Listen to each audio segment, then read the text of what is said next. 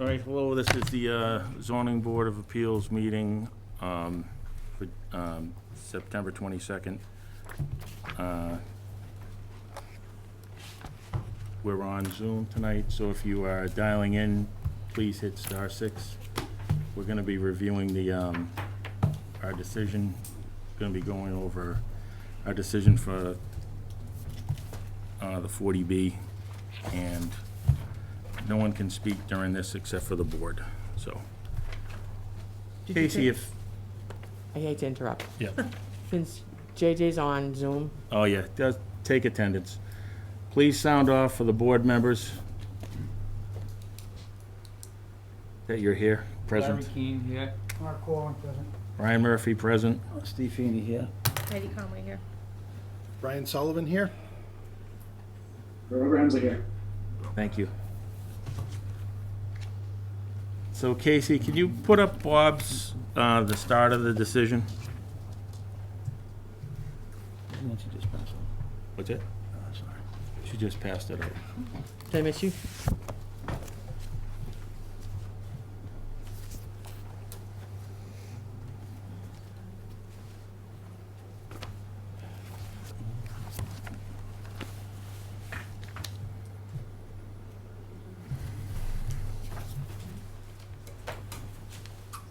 I just saved that Okay, to the, but that's the right one, right? This is what you're looking for? I just saved a Word doc, Casey, Yeah, about that's it. 10 minutes ago. Applicant It's and different. public hearing. Okay, give me 1 sec. Oh, no, that's not it. That's not it. That's not it. Unfortunately, no. It's not a completed decision, so it's just a draft.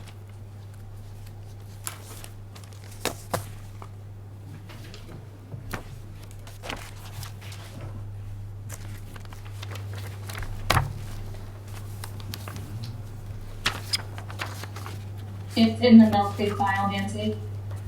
It's in the Mill Creek file, on the town drive.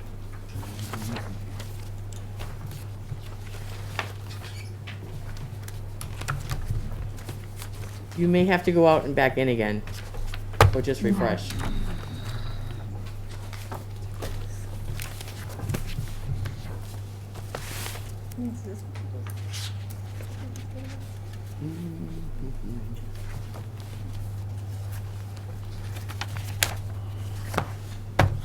The last one I have says from 8:45 this morning. Word doc. No, it's a different Word doc. Let me go. It's under ZBA 2022. Hang on.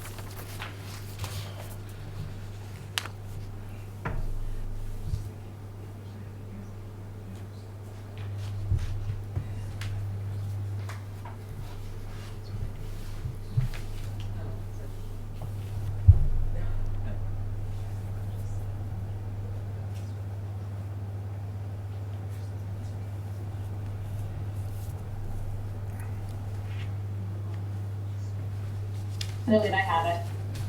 Okay. Should I go? Would you like me to go tell her?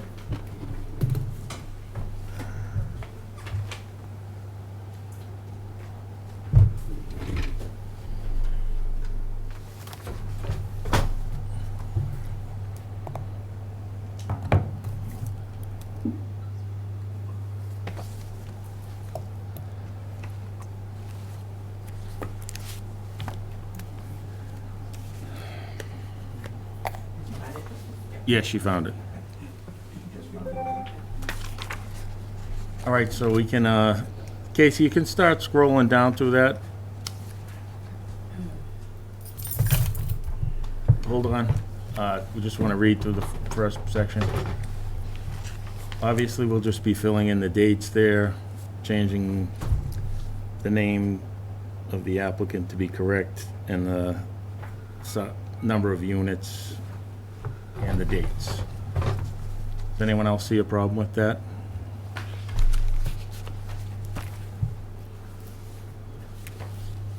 All right, you can go down to the next two paragraphs, or starting at during.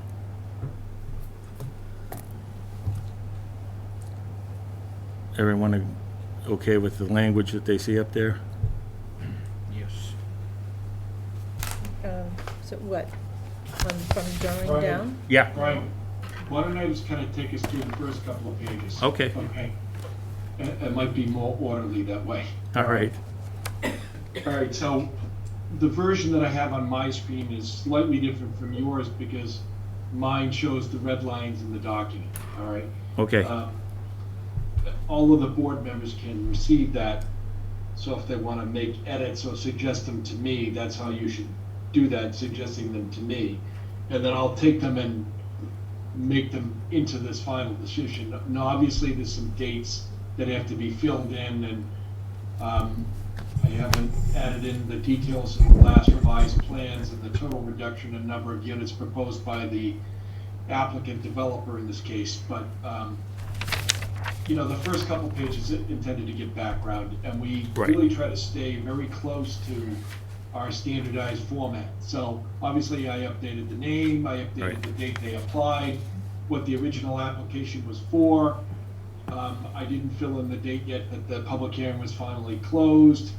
Updated the first couple of paragraphs to mention the fact that the project was reduced in density by the applicant in response to concerns from the board and all other interested persons as a result of density concerns, open space, and other concerns. I mentioned the elimination of some of the buildings that I haven't named yet and the addition of elevators in the buildings, but that'll be apparent on the final site plans. The next page or two really just deal with some preliminary matters that are standard from all of our decisions, so we continue to include that. That's kind of the balance of page 2.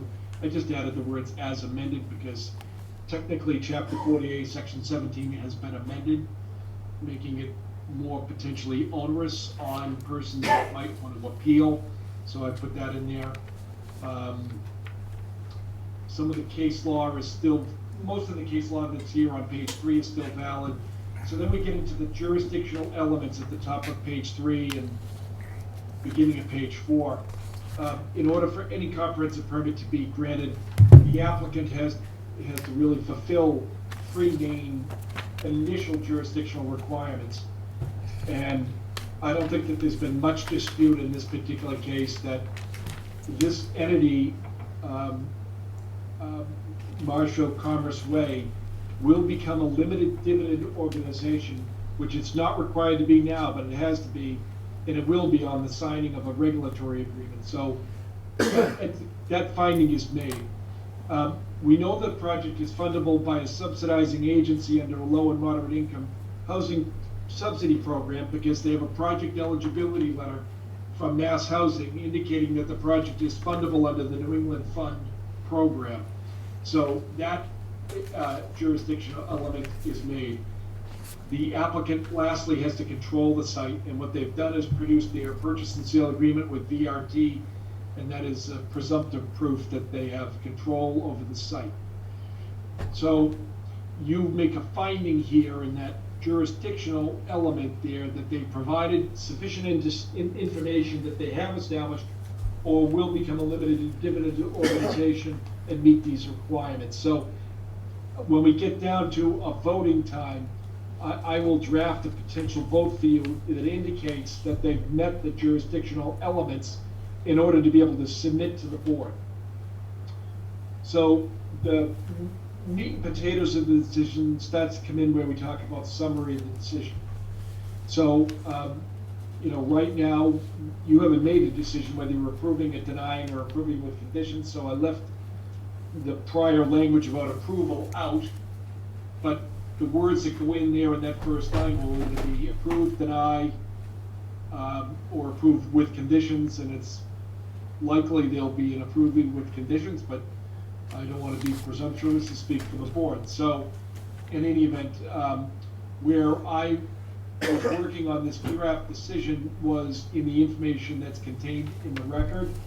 And even since I sent over that draft decision, I've continued to update that information.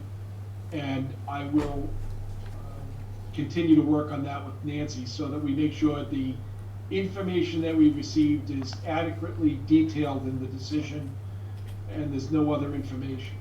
My recommendation will be to the board that once we have a draft decision, to publish it on the website.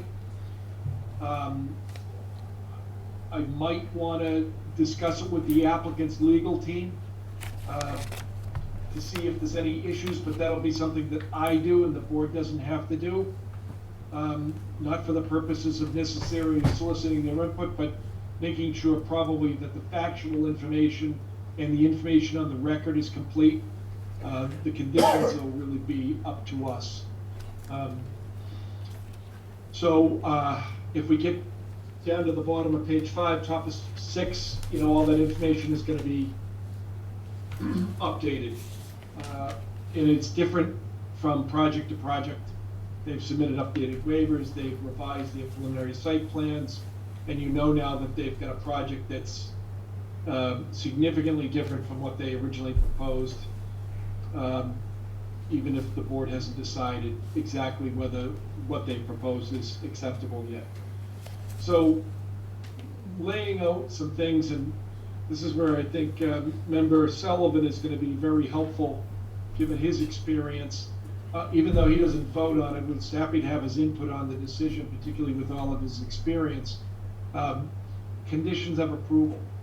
We really do try to standardize our conditions of approval from one decision to the next, although obviously there's a lot of site-specific conditions. And I think that's really what you want to focus your time on tonight. As I told you, I can only hang in there to about 7:10 because of another commitment that I had made 6 weeks ago in Duxbury. So I think my recommendation to you would be is basically starting with about page 6, looking at the draft conditions, and as long as I can, I'll kind of take you through them. So if we're under section 6, conditions of approval, and we'll leave that as it is for right now. Well, some of these things are pretty standard.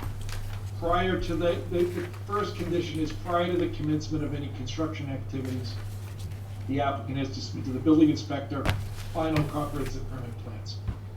Final building plans, plans that comply with the state building code, final architectural plans, final engineering calculations, and the development plans identified above, which will be the last one.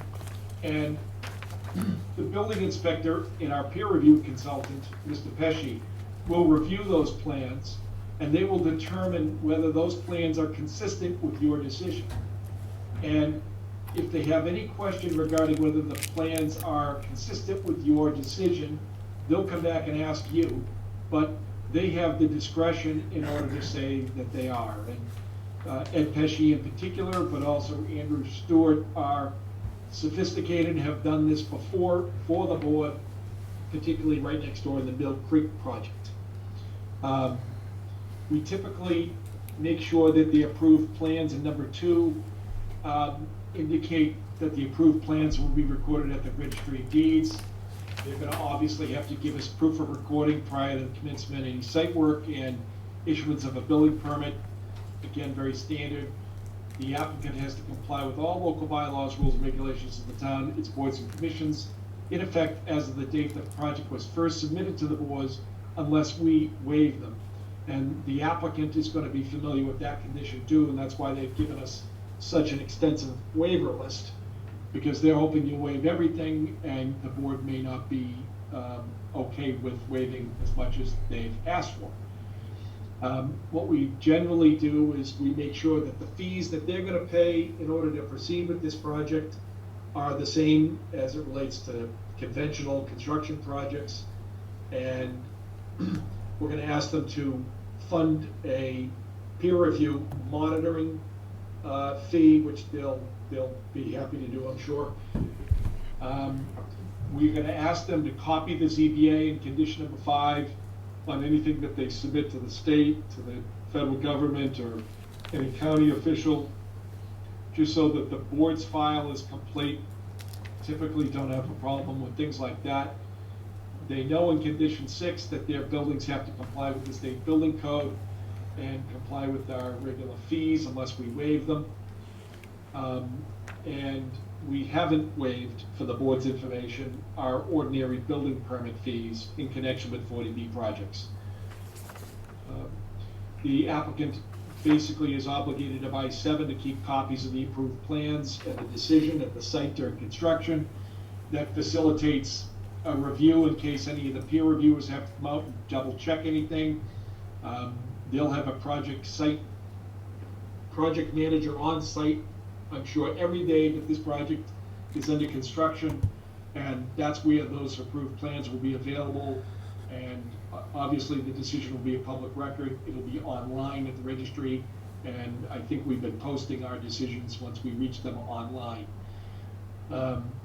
If they're required to do anything else in terms of easements, licenses, or anything else with the budding property owners, they're required to handle that. If any work is to be done on property owned and controlled by the town, we're giving them certain rights. The rights that the board is authorized to give is the comprehensive permit authority and nothing else. This decision will run with the land and be applicable on successors and assigns. Obviously, they are gonna want that. 10 is a limitation on the total number of units that they construct on site. So the existing decision says 248. Obviously, it's gonna be different from that because they're proposing a few more than that. And then the general schematic is, number 10 is that their construction and use is gonna be in conformity with the approved plans. And they can't have additional housing units or do anything different that is in any way material without further approval from the board via an amendment. And I think the board is aware, but I'll state it, some of you that have done this before, clearly aware, there are some things that will come up that are minor in nature that don't change the unit counts, that they might move a building a foot or two or something like that. Those types of de minimis changes, we typically want Ed Pesci or Andrew Stewart to approve. And if they have any question as to whether it's consistent, they'll bump it up to you all. There is a process by which the applicant can ask for some more significant changes if they ran into a problem. But that's something we'll deal with on another day. We typically tell them prior to commencing any clearing the site or doing any earth removal or things like that, they have to obtain all of their other permits and approvals for this project. And now, the second part of paragraph 11 says, prior to the date of the decision, the Marshfield DPW voted to approve construction of the project municipal water system. I don't know that that's happened in this particular case, so we'll have to verify that. So, in my version, I'm going to be highlighting that. I do think that the Department of Public Work has basically given a will serve letter, they call it, which means that they have, subject to the things I think that the applicant has offered, have agreed that that there is sufficient capacity to provide them water and enough water pressure. So I don't want to presume that I know exactly what they said, but in some of the substance, that's what they've done. Paragraph 12 talks about the initial deposit for our peer review engineers to do the monitoring, and that's been pretty standard, and Mr. Pesci's services are pretty defined. He's done this several times for the town. This probably be his 5th or 6th 40B for us. So construction monitoring is something he's used to doing. Okay, so affordable housing, that begins section 7. Obviously, the unit count is wrong here. Stuff you were. And we will update that, but obviously no less than 25% of the total number of apartment units here have to be affordable to qualified renters. And I don't know that they've actually shown where those affordable units are gonna be on a plan, but where those units are actually dispersed throughout the project is gonna be up to the subsidizing agency, which has a general policy that they have to be generally spread out through the site.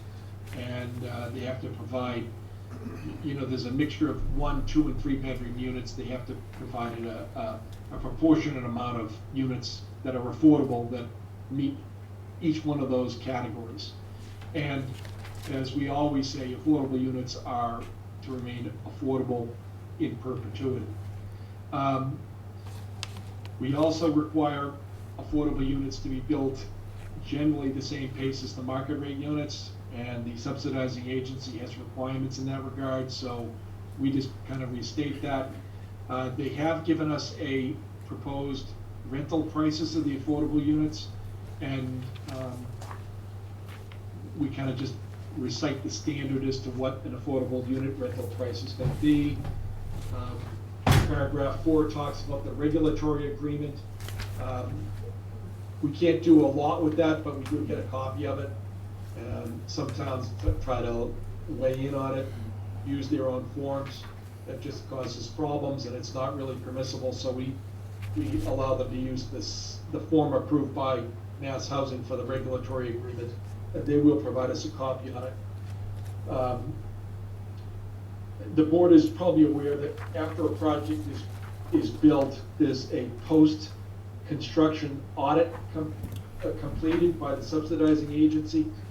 They will share the results of that audit with the town, because there's a possibility there could be some money for the town in that regard. I never see it happen, but whatever. In any event, the regulatory agreement has to be executed prior to the issuance of a building permit for any of the dwelling units. And we always say that the units are indistinguishable on the exterior from the market rate units, but as we all know, the fit and finish of a market rate unit might not be the same as a affordable unit. Market lottery affordable units, this is the exact same type of schematic that we used for the Mill Creek project next door. This is tried and true, and I don't think we need to make any changes in this particular section. Construction and submission requirements. Again, these are pretty standard requirements that we go from project to project. We have pre-construction submissions. We have a phasing and schedule. This is at the bottom of page 10, maybe top of 11. I think this applicant can tell us how they're gonna build this project, but this project isn't intended to be built in a phase where they build one building and then a year later build another building. So I think that the board is gonna wanna make a note in this section that phasing, if it's gonna be permitted, is not gonna be permitted to extend the time of the project. The entire project will be built from beginning to end without delay in construction. So they'll give us their phasing thing and we'll review it, but we wanna might make a note about that. So we tell them in the construction phasing and schedule what we want them to include.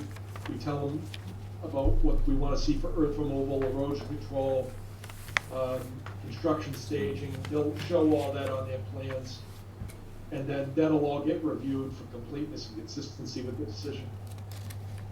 So then we get to section 10 of the decision, beginning on about page 12 or thereabouts. Again, there are some standardized conditions. We typically have a site meeting before any construction begins with all of the major board chairs and officials, so that everybody knows who everybody is and construction gets started off on the right foot. We have some general conditions regarding the maintenance of safe and convenient vehicular access to the site.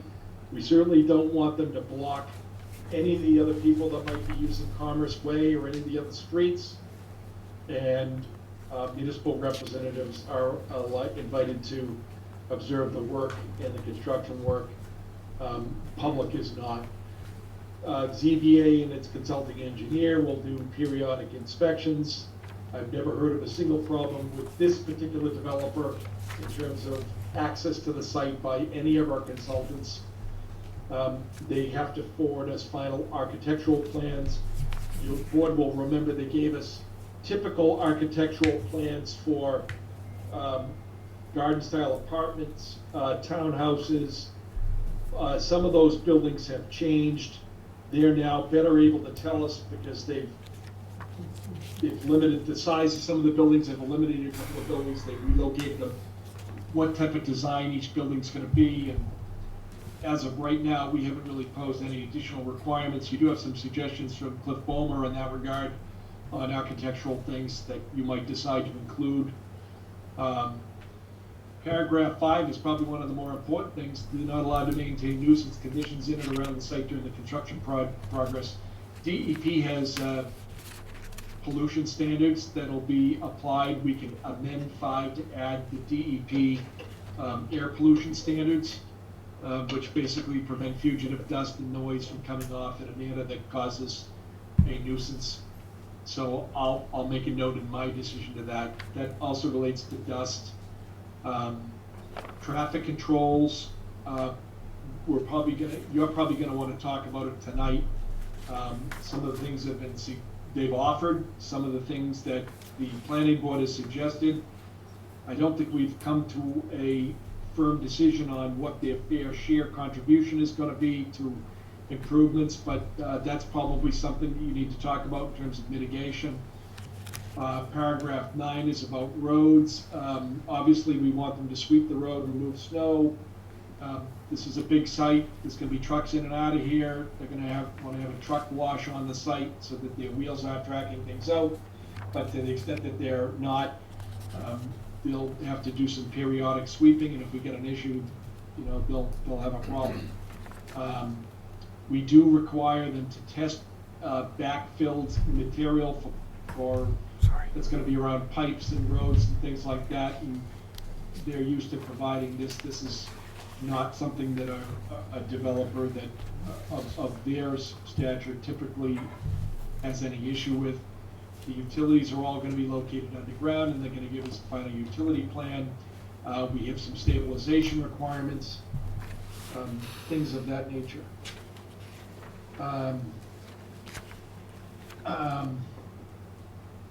So we don't think blasting is necessary, but no one actually knows until you start digging. There's a whole set of blasting regulations. If there's ledge determined to be there, this is probably not a ledge area.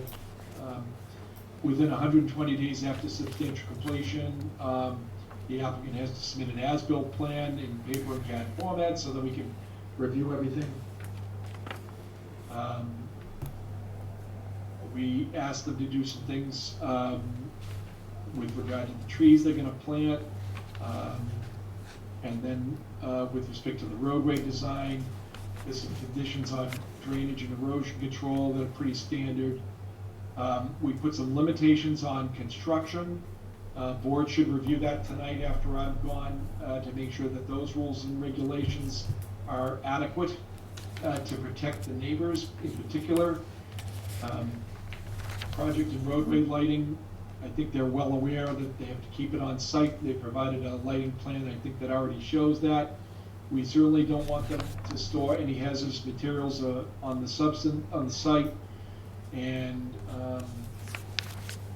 there's a possibility of us getting a covenant here in the event that they want to release occupancy units and they haven't finished the infrastructure. But we basically put some conditions on them that prevent that from happening. Which has worked. We've gained some knowledge regarding earth removal conditions as a result of several projects that we have. And these are conditions that Ed Pesci vetted before. And because this is next door, I actually think that they're almost perfectly what we need for this particular project. And then we get to the additional conditions. So I think I would tell you of the additional conditions, these are now on page 17. These are probably all set as they stand. In section 13, we typically have those conditions, and then we deal with requested waivers. So I think what you ought to do now is talk about some of the conditions that Mr. Pesci has proposed, and talk about other things that you think you might want to impose on this particular topic, on this particular project, and have an open discussion about those. And then I'd like it if you wouldn't mind reporting back to me. Someone needs to kind of keep a little bit more detailed notes on this, so that I know exactly what to include, because I know the meeting might be recorded, but it would be easier if I just heard from somebody as to what you want to do. And maybe you just take Ed Pesci's conditions and just talk about them on the screen. So at this point, I have to excuse myself. Hopefully I brought you through 18, 19 pages of things. I'll commit to you to help you get this done so you'll have a draft that we can circulate by your next meeting date. And if that's Tuesday, I think you should put it on your agenda, even if we don't get to it. If the board has a question of the applicant, you can ask the applicant, but the applicant won't be volunteering any information unless you ask them. Okay? Yeah, and will you be available next Thursday, Bob? I have a meeting in East Milton, but I can probably get coverage for that. Okay. Yep, I can be there. All right, thank you. Yep. Okay, so I'm gonna sign off, okay? All right, thank you. Thanks. Now, Ed, do you want to go to your, Sure, before I go any further, something I didn't catch earlier. I did review the Marshfield Muse decision that we're kind of mirroring, right? We're using as a guide, and it's a really good guide, and it was successful for that last project. On page 9 of that decision, under paragraph 9, construction and submission requirements, item 1, Yep. delta, 1D, obtained until they're supposed to provide, the applicant shall have obtained a conservation and management permit. They have done that. They have a conservation management permit. They provided it to us. But they are required to provide to Natural Heritage a species protection plan, what I call a turtle protection plan. So they did that before. They had no issue with it. It can be the same exact plan. It worked fine, okay? But I think that I'll recommend that language get changed, okay? okay. Is that a There. state regulation? It is a state permit, yes. So they'd have to they'd have to comply with that in any event. Correct, right. And it's already part of their current permit, part of the current permit for the park.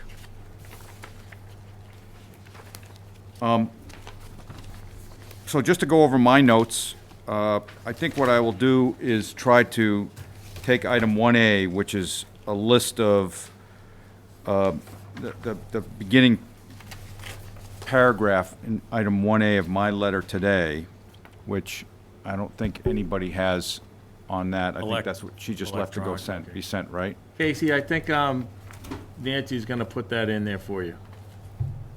Sounds good.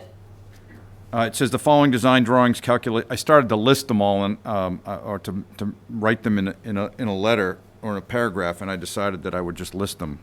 But I said the following design drawings, calculations, design information, etc., will be submitted for review by the board and the board's consulting engineer. And I listed a whole bunch of things that we had asked for, and that they would normally ask for, and already been asked for in the sample conditions, comprehensive permit that we have here.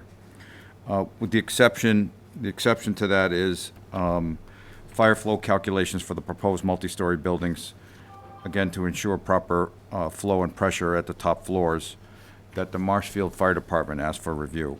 That's something that they're going to have to do to get a building permit anyway, but I made sure to put that in there. So I'll condense that so that pretty much their final design plans and calculations they got to submit to us anyway, and whatever I miss, whatever is missed, I'll make sure we cover. So there's a whole bunch of things that were originally included in our original comments and some follow-on comments that they all have and they agreed to provide in their final design. Well, I'll be checking that whole list of things that they agreed to provide, okay, that weren't necessarily already responded to satisfactorily with the draft design plans they already submitted to the board. So the vast majority of them they did respond to. But a number of things they said they would provide at a later date.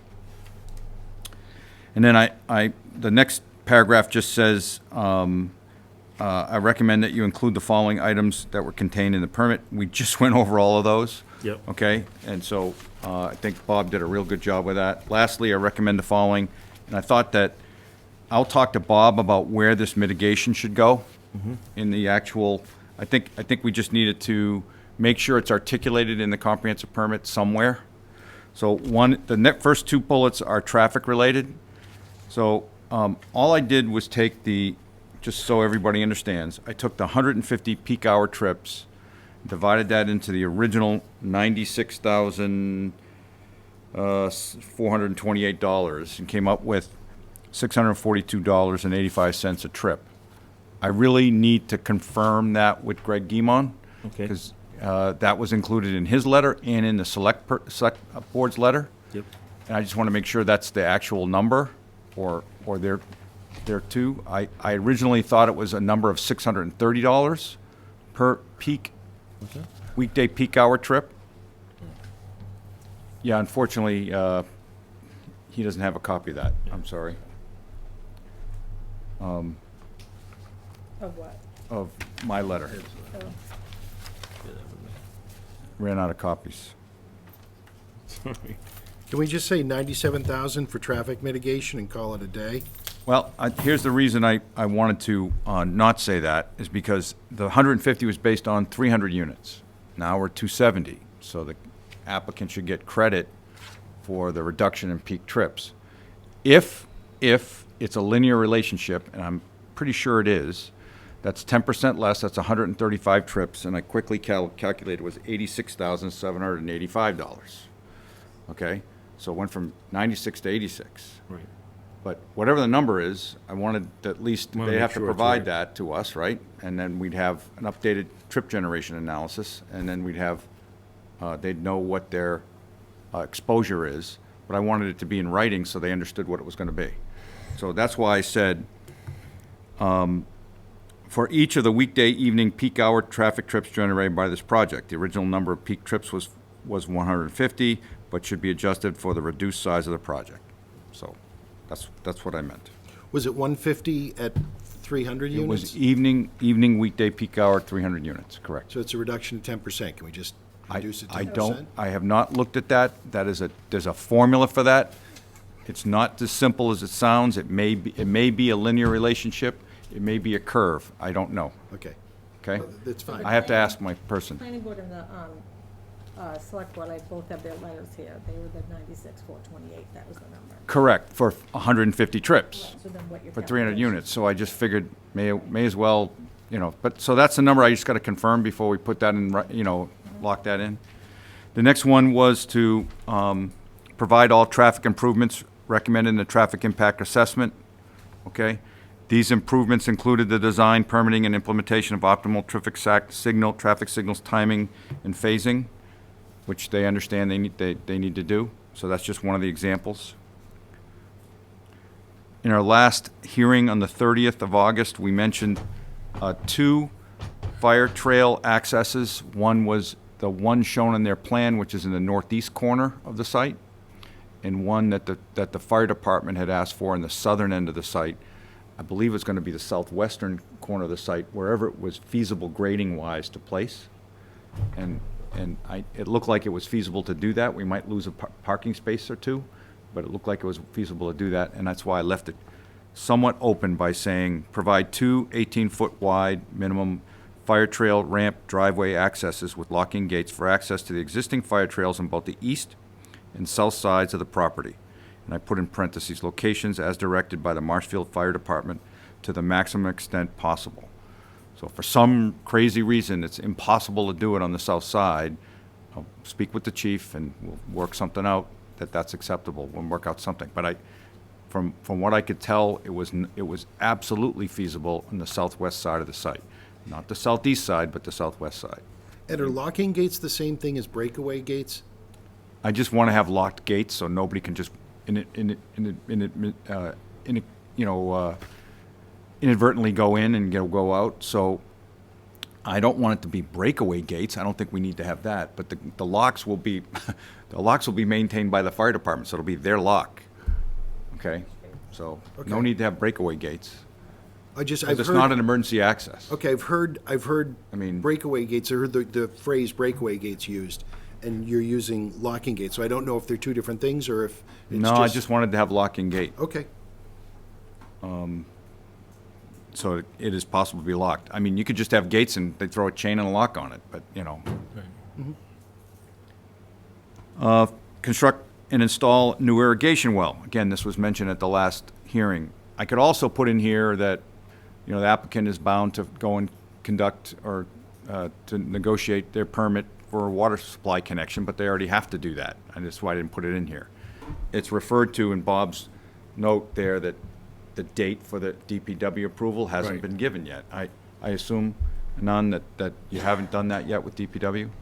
Okay, so it's still pending, so I'll speak to Bob about that, but here it says, construct and install a new irrigation well or wells and pump system for connection to the town of Marshfield's irrigation system at the Rockwood Road ball fields at a value of up to $250,000. That, the discussion or the scope of that is right out of Rod Procaccino's memo, and the amount was based on what the applicant testified at the last hearing, up to $250,000. Okay? Finally, provide a location on the site to allow for the Greater Attleboro Taunton Regional Transit Authority GATRA bus stop, and provide a cash contribution for this bus service, for this new bus service for this project site. This cash contribution will be based on a fair share percentage of the estimated ridership due to this project for the cost to provide this new bus route by GATRA. GATRA estimated to Greg Guimond in an email that it was about $40,000. I have since asked Greg Guimond to help us calculate what the ridership fair share contribution would be, and he's not sure how to do that. So we're gonna have to figure that out and give it to the applicant at some point. But I at least needed to leave the framework that that's what the applicant had mentioned in testimony at the last hearing. Words to that effect, if I may be, you know, paraphrasing. But I also, I can also put in parentheses, you know, the total cost is estimated by GATRA to be $40,000, so that's the percentage of $40,000 is gonna be, you know, so they understand what the max limit is.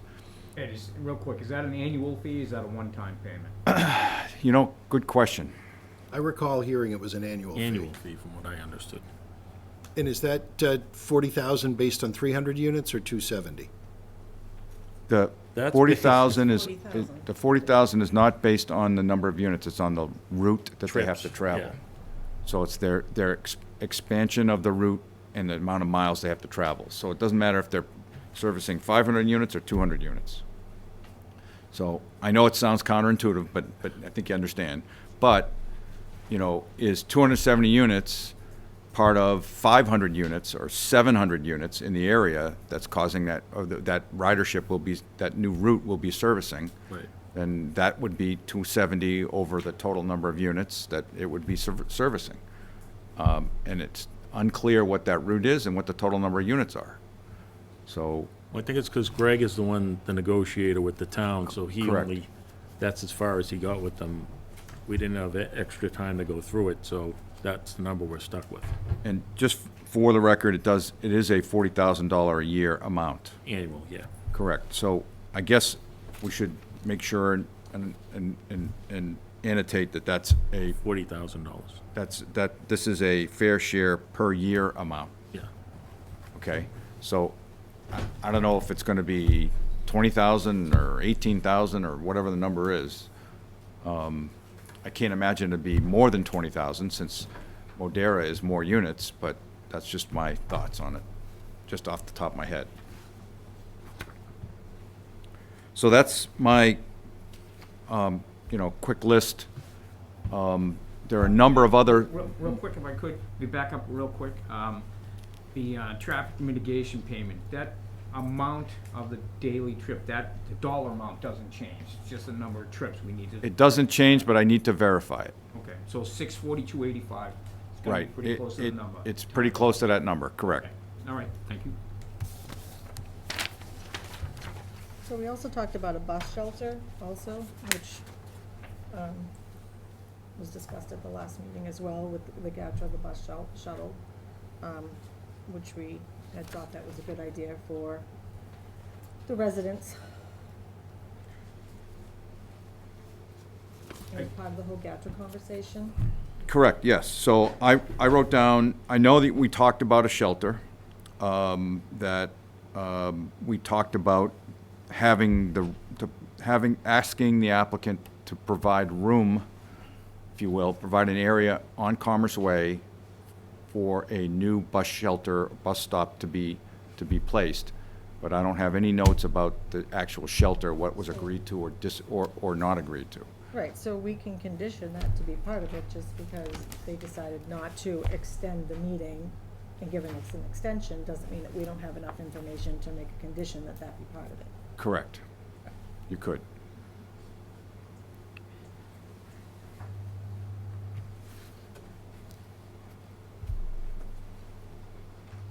So do you have any information on, we didn't get the parking, how many handicap spots, any of that, like, where is that, like? So that would be in the final plans. That is one of the unanswered questions that We had gone over that they before. had said they would provide in the final plans. Now, the revised set that they gave us an updated list, but there were things that were missing, like, you know, are there any EV charging stations for vehicles, that kind of thing, and I'll be asking for that information when I look at the final plans. So there's a whole host of little detailed questions that came up during our peer review that I will make sure that those get addressed and answered. And they agreed to do all that, to address and answer them. It just, some of it they did, and some of it they weren't Right, complete. and I understand, like, I had asked specifically about that, and they said, we'll get to that, it's too early, so. Right. Now they closed the meeting. Right. We've changed the density, we've moved cut a So floor that's off a building and That's so my on. concern, is we don't know where any of this stuff is going to be. We don't know any of that, and then part of the waivers has to do with the parking and the spaces and stuff, so that's kind of makes it a little bit difficult for us to, you know, if we don't have all the information, which we clearly don't, because that's the choice that they were made. So, I have some concerns about that.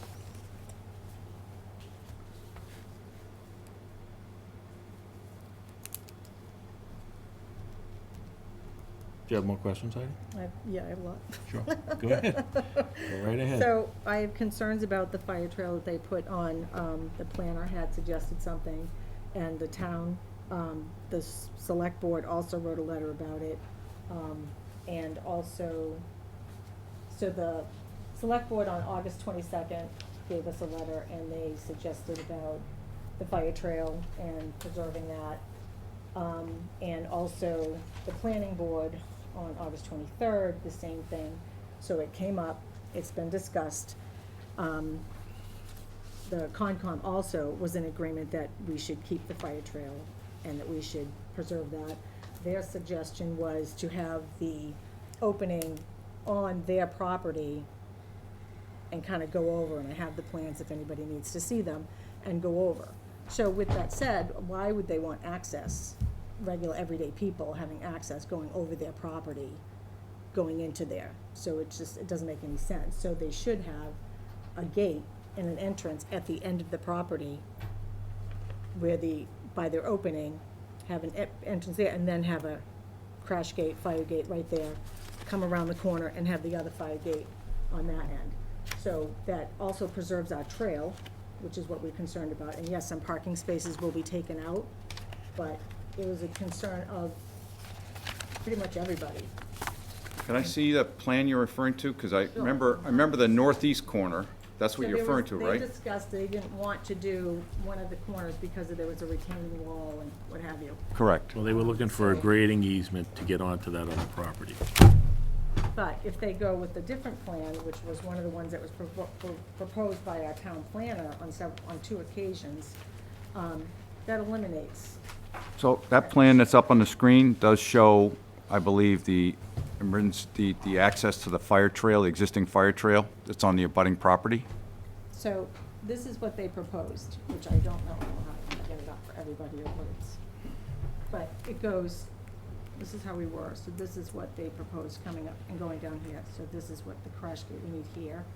Correct, And so they then put a gate right here, and they can't put a gate there, but they Right. can put a gate over here. So. Looking at the grading. So they which isn't- can actually put it here.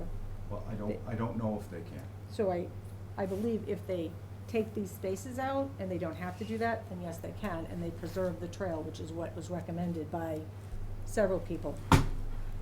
So that's my concern, is we're not taking the recommendations of, We're gonna access, they wanted to access there, we didn't fire, want it. fire department said Fire it's okay department to said go over. either one was fine, he also said either one over here was fine, so that's Right. where my concern is that, So, right here, how is that a problem? I didn't say that was a problem. I Okay. said have an entrance here to get into it, not through their property. So this should be a public access going through here. And which is what we tried to discuss, but once again, So, the fire trail goes along this way, right, so it goes all the way up. No, it doesn't go that way, it goes this way, right? Right, There's but you- another they one have over here. access here, right? yes, but all of this over here, from what I'm understanding from the town planner, Right. we need to have access to, because there's been issues. Casey, is there any way you can pull up the Yeah. GIS so we can look at this from an aerial point of view? Sure thing. We got VRT over here. Existing fire trail goes all the way down. So these are some of the concerns that we had, and they said they wanted to do it this way and go over here versus having something that goes right down in through here. You know, grading, it would have been difficult to do that unless they took over this property. Right, that's the one they talked about, the We talked retaining about wall that. and the grading easement, to try and find out who's the owner, where could they get a grading easement to remove the retaining wall. Well, first of all, I thought this was a good idea, Heidi, that this access was reasonable, because the only people going there are the fire department. Well, I mean, it's So a, you- the can you Sprague, Go up on, People go can to go the in there. piece that This Yeah, try and but surrounds us. cars This is private property, isn't it? You know how to go back to a different date when maybe there's the trees, or I guess they're all green, forest here. evergreen, so we're not gonna see a lot. But so we can try and look at the trail? The selectmen wanted Yeah, to let me look preserve at something that. else. I'm just wondering why we're not doing that. If someone can give me a good reason, I can kinda then, see. Then the access I'd down be on here is board the with only that. other There we go. place we can place it. right, that's what I'm saying. Same thing. Right here, same thing. Right, That's like it. right. If you can't do two of them, the planner would have preferred this one here. which That is April what it's one, I stated. think, look, go one back, yeah. Yeah, let's, see what we can see. So they would lose some spots. It's gonna be tough to see that. Yeah, you know, Well, those are not one- very heavily traveled right now. We can, wanna pass this Well, down, those guys, are you all- wanna I see just want- it? the rest of the board should see that too. Sorry, this is Greg's. Their latest plans, however, with me, but their latest plans show, their proposed access. So this was here, this Right is what here. they're proposing right here. Right. Right here, go to there, and then with the gate there. So what they're proposing is the truck would enter here, go in this way, there'll be a gate there at the property line. Right. I thought that was a reasonable solution. Do you guys think Not that's to not? preserve this, it's not, you're gonna need It's to get rid still, of those it's spaces. still a reasonable access to here, okay? Right.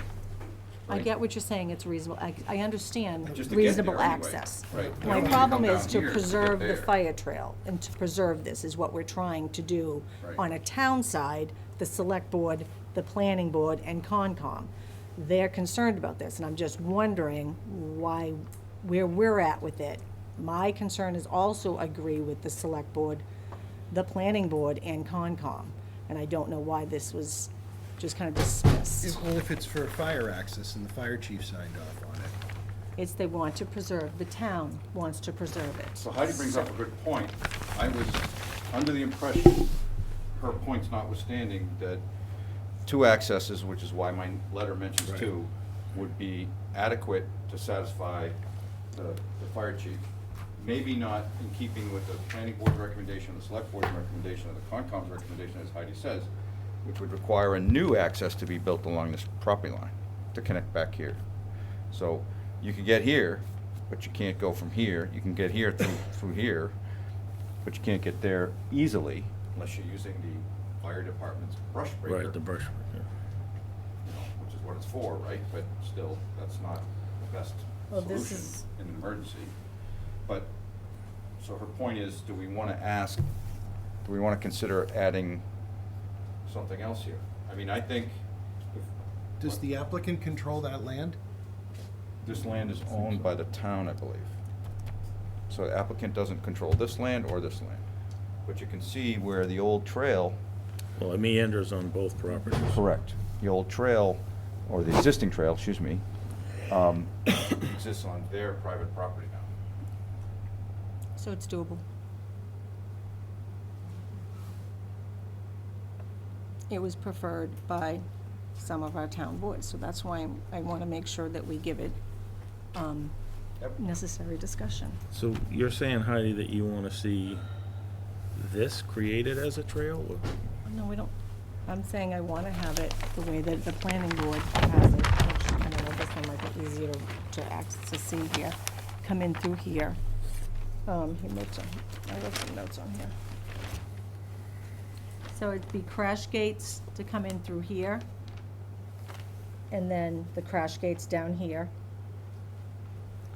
Fencing to protect the town properties, fire fencing to protect the town properties here. So, yeah, they come in through So- here, they come so down, and basically. Instead of having it here, you want it here? Yeah, because they shouldn't be going over here, it's on their property, it should be right here, and to come all the way down. Yes, are they gonna lose some spaces? 100%. But I think at the cost of what, if something happens over here, I think it's important for us to have that, and if our town, the majority of our town boards that we asked about wanted us to preserve that fire trail, I think it's an important thing to pay attention to. So I think that question will be this trail that's not on our town property, is on private property. That'll be, If you come down through here and get rid of these spots, then you have access right through here. What you're saying, Heidi, is keep it all on their property. Move it over, keep it all on their property. They're asking for all this grading coming right down here, which is pretty significant. So, I mean, it's preserving what we're being requested from our other boards, and I think that we need to be paying attention to that. I don't know that we got the chance to, like, do the right thing by going. Well, when you're deeper. talking about elimination of parking spots, how many parking spots are you? I think it's Yeah, like looking at. 76, 79, something like that. 79 spaces. Would need to be eliminated to make that, Yeah. Which justifies a decrease in units. Now, I realize nobody wants to be discussing that, but I'm going to bring it up.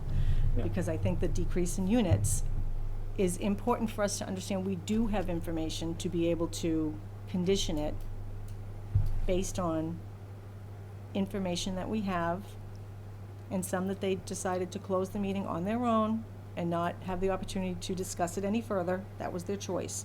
They were asked on several occasions. So I think it's important to at least condition it. It takes care of some open space when you get rid of that. I mean, it does a lot of, it makes sense. It was discussed by the town planner twice, and it was just kind of like, I think it makes more sense so that the goal that Heidi has to achieve is access. I think it makes more sense not to remove 70-some-odd spaces, which if I were the applicant's engineer, I'd have a problem with, even if I'm dropping 10% of the units. but wouldn't the applicant would have wanted to discuss that? Well, here's the option, so let me go through this. So we say either remove the spaces and put replace the path on your property, or they shift everything over and put the spaces in to just make room for the path. And I'm trying to understand, we don't really need a path if we've got this. So all we need is connection down to here. So you don't need to put a path next to the road for access. It's only for emergency access, right? yeah. So, The public can go back there. They just can't bring their cars back there, but they do get back there. That's why you want the gates, you want it some part preserved. But they can, it's a sprague forest, I mean, they can go back there. then they can go back there, but they can't go on their own private property. I don't think we can direct the applicant to provide access, public access. That's what this is for. They go in right here, it's not on their property. So you're saying they come in here, Yeah. and They go then, right along here, but in Well, you order, gotta construct the well, they access. can't do it now because of all the grading going on here, so they But- can't do but it. My point was, we asked the applicant to do what you're proposing, or they do it on the town property with the town's approval, build a Why new are we access. giving them extra? Why, can you just explain to me why you're on board with them keeping the units and not what the town planning board and the select board? Because I guess I must have missed a link somewhere because I'm not understanding. What I'm saying is you will make it extremely difficult for them to achieve reasonable amount of parking on the site by removing that many parking spaces. Right, I get moving the spaces. I get getting rid of them. I understand that, and I Oh, understand what okay. you're saying. I get Okay. it. I Yeah. understand it. Okay. What I don't understand is our select board and our planning board was concerned with the density as well. This plays into the density. Right. And the waivers. Right. It all ties in. Right. What I'm asking is, you, working for the town and Right. paid by them, I just wanna know why you're not on board with what happened here with the planning board and the select board. Can you just explain that? I'm not trying to put you on the spot, I just don't I'm understand not it. on board. Well, why you want to preserve their spots versus the fire trail I and just the lack of explained why, density? because I don't think you can You don't, you remove that just many don't. spaces without causing a problem or service for their apartments. But I think it's worth them trying. If they can, they could move those spaces. But you understand like it you said. plays into, it goes into the density. If we keep the fire trail, which was recommended, Right. okay, and you don't have enough spots, then you have to get rid of some units. Oh, I see what your point is. That's my point. And they can negotiate that with BRT and their purchase and sale agreement, because clearly Yep. Modera was profitable for them. Certainly an option for the board to consider. So that's what I'm saying. I So what just- you're saying, that's what I'm Heidi, is saying. that you Do you know, want, that's- you want I'm this, justifying why the density makes sense if you decrease that. so you want this trail here? I, you know what, this To trail, exist? so as the arrow says right here, well, this is from their planning board, by the way. I Okay, did but not wait, draw but- this But plan. that's on their property. Right here, but they're proposing they come in through here to get in there. This here, you just come right in here, and the crash gates are right here, and you go all the way down. All you have to do is propose plan via the planning board, dated whatever the heck it is. So if you're losing 70 parking spaces, and it's, what, 2 spaces per unit, so it's So it's loss of, 39.5 units. the reduction of, from 270 down to, what, 230? Yes. Which is still, if we go by the calculations at Modera, or Madison, whatever we're referencing it as, Right. the phase one, we'll put it as that. The calculation is 12.6 units per acre, it's still over and above that. And it doesn't make it feasibly, that it's not economical for them at all, because they can negotiate it, because their purchase and sale clearly says that. So I just want to make sure that's on the table. Whatever you decide, I just want to make sure it's on the table and we're clear that we do have stuff we can go by in order to do what was requested of by the planning board, Concom, and the select board. And we've all mentioned it. So on August 30th, I saw all these letters for the first time. which Right. they brought, well, I think maybe many of you did. And the Concom wanted a fence, too. Mhm. Right, no fence there now, but they wanted a fence next to this Because now property. you're gonna have however many units right next door. That makes total sense. Right, well, you knew about it, but you didn't ask them to provide a fence. You can still ask them if you want. Right. Okay? When I read that, the key element in my mind was access for fire safety. So the fire chief was on the horn on the Zoom call. Yep. And that's when I asked him, can we satisfy your concerns by having this access and an access to the south? We actually broke out a plan and figured out, okay, Right, this I one might not understand. be feasible, this one is more feasible, they'd lose some spaces. Heidi's probably correct, we could probably still get away with this one because it connects to some existing trails there, maybe that's a better access. I left it up to the fire chief, he said, yep, I'd be happy with that. He So said that's- either one is fine. Right, so I said, to myself, I didn't make any more recommendations to the board, because I thought the fire chief was happy. So, Ed, I'm not disputing what you're saying, I'm just bringing up another point. Right, That right. we So did Heidi not brings up a get to, completely, a related matter that we, and it's a valid matter. And they also discussed we also discussed, which I brought it up myself, and the fire chief, Mr. Simpson, also said it didn't matter, didn't have to be in the middle, it could be over here. So if you have to get that, and also does what Cliff Ballmer wanted us to do, was have more open green space. So all of this goes to what our peer review, and they actually referenced our peer review on several occasions, that your peer review said it was fine, your peer review said it was fine. Well, my peer review also suggested more green space, which right now, this would give us that. So I am not trying to be difficult, I just am trying to make sure that we're doing what is best for the town and based on what our own people have suggested, not to mention people who live in the town, So- abutters. So if I understand what you're saying is, there's been some rough calculations, 39 and a half Yeah, units? yeah. Rather than 30 units, which they're proposing, right? Because they're proposing deducting 30 units from 300 to 270, right?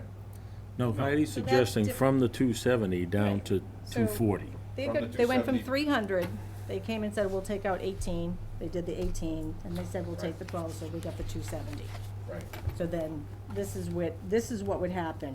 So you take the 39 units down from there. Okay, so an additional 39, call it 40 units for that. Okay. And we're still above the calculations for Phase 1, which they have referenced on several occasions right from the get-go. The In- Modera was 248, right? Right, 248. but it's yeah. 12.6 units per acre. So what I'm saying is, if you actually went by that, it would be 160 units that we would get, I Oh, I believe. understand that, yep, yep. So that's what I'm saying. We're still giving them above and beyond. They're getting, True. I mean, it makes total sense. It's Right. not economically unfeasible because they made a fortune with the other one. Understood. I think it's something the board needs to consider. I just want to make sure it's on the table, that it's discussed. I also spoke about, I'm just gonna put this all out there now, you guys can do what you want with it.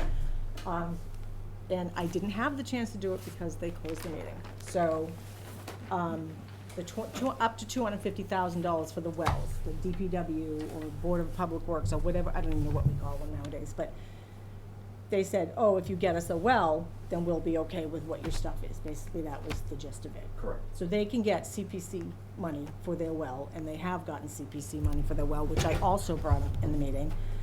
And I spoke to Mr. Cantwell, and he said, you know, $50,000, and they want to do 250, give them back the 250, take the units out, $50,000 for the well, which it's not going to cost that much anyways, and they said up to 250. And then the extra money there pays for the GATRA, and it also pays for their ride share at $96,428. It pays for it, and they're giving the money back. I'd rather have less units than take that money from them. I think we need to be really smart about this. So, forgive me, I know. Ms. Cantwell is who? Kevin Cantwell. Oh, Kevin Cantwell. And he mentioned something that he doesn't need the well or Just- something? no. Or no, you said they could get No, CPC money. they already have CPC money for it. Okay. So it would go, the well would go down here. It's not even gonna benefit, And hold it, Kevin Cantwell works for who? works the town, CPC, and Planning. what else he does, housing partnership, right? He's on the planning. Plan- He's on the Oh, he's on CPC, the planning too, CPC. CPC committee?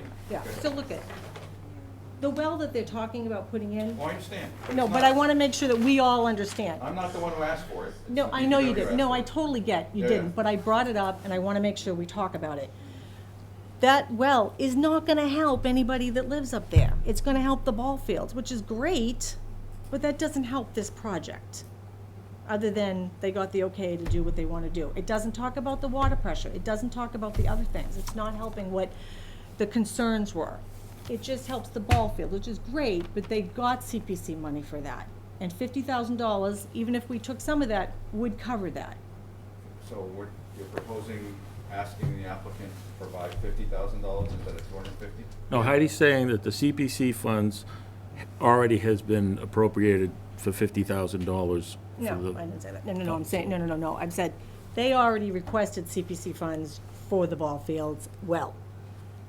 If the applicant, for some reason, that was their condition with the DPW, we are well within our rights to condition it that we'll do up to 50,000 for the well, which, when I spoke to Kevin or whatever, he said they can still get CPC money. Up to 50,000 for the well, which is gonna go way over here behind the Boys and Girls Club. It's not gonna go up here with all of this at all, and it's just for the ball fields. And then the other money, so that's $200,000, they're gonna get money back. They take the 96 for their share and the $40,000 for the GATRA and miscellaneous for the shelter. They're still getting money back, and we can reduce the units. So the $250,000 was recommended from the applicant because that's what it cost them to drill their well. Which it's On not the gonna be first the same. project. It's not gonna be the same. It's not gonna be the same. He said up to 250 because that's what they ran into up there. Right, that's what they It's in a, hit. but after speaking with the planning board, which he also discussed that, it's gonna go down here. It's a much different program. It's not gonna be an issue at all. And it's not gonna cost $250,000, and they know it's not gonna cost $250, and they said up to 250. So they could walk out of here with $20,000 and they're done. But we're thinking, oh, up to 250. But Well, it we could, can- realistically, when you They look said it up, they said up $250,000, to. but we can say it's $250,000, Right, because but we that's don't what they need said. $250,000 for a well. We need less units. That's what we need. That's what I- Well, as far as I understand, it's a mitigation for 1 million gallons a year that would come off the use that's currently underway there. But I Okay. do know that some of the audience spoke to that, saying, feeling it all comes from the same groundwater. So doesn't matter whether we're pulling that from the town or So according one to of the our town planner, wells. What they were saying is that the underground water Mm-hmm. doesn't no matter, is finite, and doesn't matter where we puncture this hole in. So we're saving 1 million gallons here, but it's coming off, it draws less on the town pumps. but in it's that. not drinking water. And right now, they're taking it from up there, and it was in their calculations as well. They were watering the fields at noontime. So it matters. It's not their drinking water, it's to do the ball fields. That's what it's for. The town planner spoke about it. But I think we're missing the point that Rod Procaccino was making and that Pat Brennan has made to me, and that is by installing an irrigation well, the ball fields will no longer would put more stress on the town water system by connecting to town water for that purpose. It would be a private well. Sure, it's from the same aquifer, I understand that, but it's the water pressure and flow that was our purview to review. By putting a well in, you no longer have, you would mitigate the additional impact of this project in the town water system. The other mitigation that they'd have to provide is included in my note today, and that is they have to provide fire flow calculations, because for the third floor of some of those apartments, they may need to have a booster pump to get the adequate pressure at the top floor, pressure and flow. So they believe, from the testing they've done so far, Pat believes that from the testing he's done so far, that there is adequate fire pressure and flow. But at the top floor, that requires their fire protection engineers to do a calculation of it, plumbing engineers do a calculation for that, so that it can be reviewed by the fire department, and they can be comfortable with what that's going to be. So it's a part of the process of the building permit they'll have to do. So I think those two things, the well and the booster pump, if needed, mitigate the impact to the water system, because there's adequate flow, there's adequate supply in the water system. So they're already gonna have a well that they're putting in on their property. This is Correct. for the ball fields, and that was one of the things that they Right. said that they would do. Right. But according to the town planner, it should be downhill over where the dog park is, by the other side of proprietors, and that the only thing it's going to do is help the ball fields and what is taken out of here. It's not their drinking water. It's for the ball fields. Right. Well, it's simply just gonna take that volume of water out of the Marshfield Of what they water were system, doing when they period. water, exactly. right. That's So I don't the want bottom. people thinking Yeah. it's helping it's helping the residents at Mill Creek. Yes, it is. But It absolutely Not is. according to the town planner. Okay. Well, it's not funny, it's not, this is a big deal for people. It's I don't mean to disagree with you, Heidi, but. I don't care if you By- disagree with me. But I'm just, because I want you to understand, I guess I'm having trouble getting this point to you, that if there's 100,000 gallons per day delivered to an irrigation system, well, it's not that, say it's 50,000, all right? By putting in a private well, that stress is no longer on the water system, Right, okay? So it doesn't matter, it's part of the water system. If the irrigation of the ball fields, the only other place the water can come from is the town water system. This helps prevent that stress to the town water system.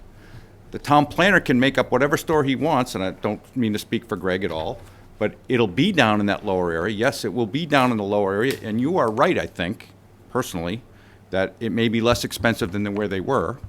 Let's hope so, right, for their sake, to build that well, to build the irrigation wells there. But it does mitigate, in my opinion, and in others' opinion, I don't know if we're taking Greg's comments out of context, but that it will help mitigate the impact to the water system that this project will do.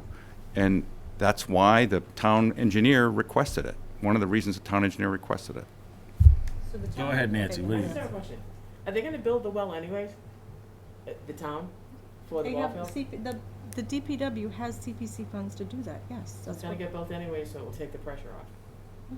so this is what they're trying to get them to do it, and part of an agreement that we're okay with all the stuff. And I just want it on the record that, one, it doesn't cost up to $250, because we could end up with $20,000, do you know what I mean? Like, it's not, and also, you can say condition it to $250, but wouldn't we rather have less units than have $250? Like, I just think we need to be thinking about So I it. think we could ask why, because I don't know of any existing wells in this area, except for the one that they drilled. I don't know of any up there. So we could ask why, I think they explained why it cost $250,000, is they had several unsuccessful holes that they drilled. And that should be, hopefully, that was explained to us. That is how they came up with that figure. Which is up there. If you're going down, lower down here, it's not gonna cost that kind of money. And after reviewing it with the town planner, that was exactly what they came up with. So, can we ask an, If we no, agreed I to don't think we spend the can. $250 on the well, could we condition it that if it is substantially less than the $250, whatever balance is left is put in an escrow to alleviate any issues that they may have at this development for water pressure?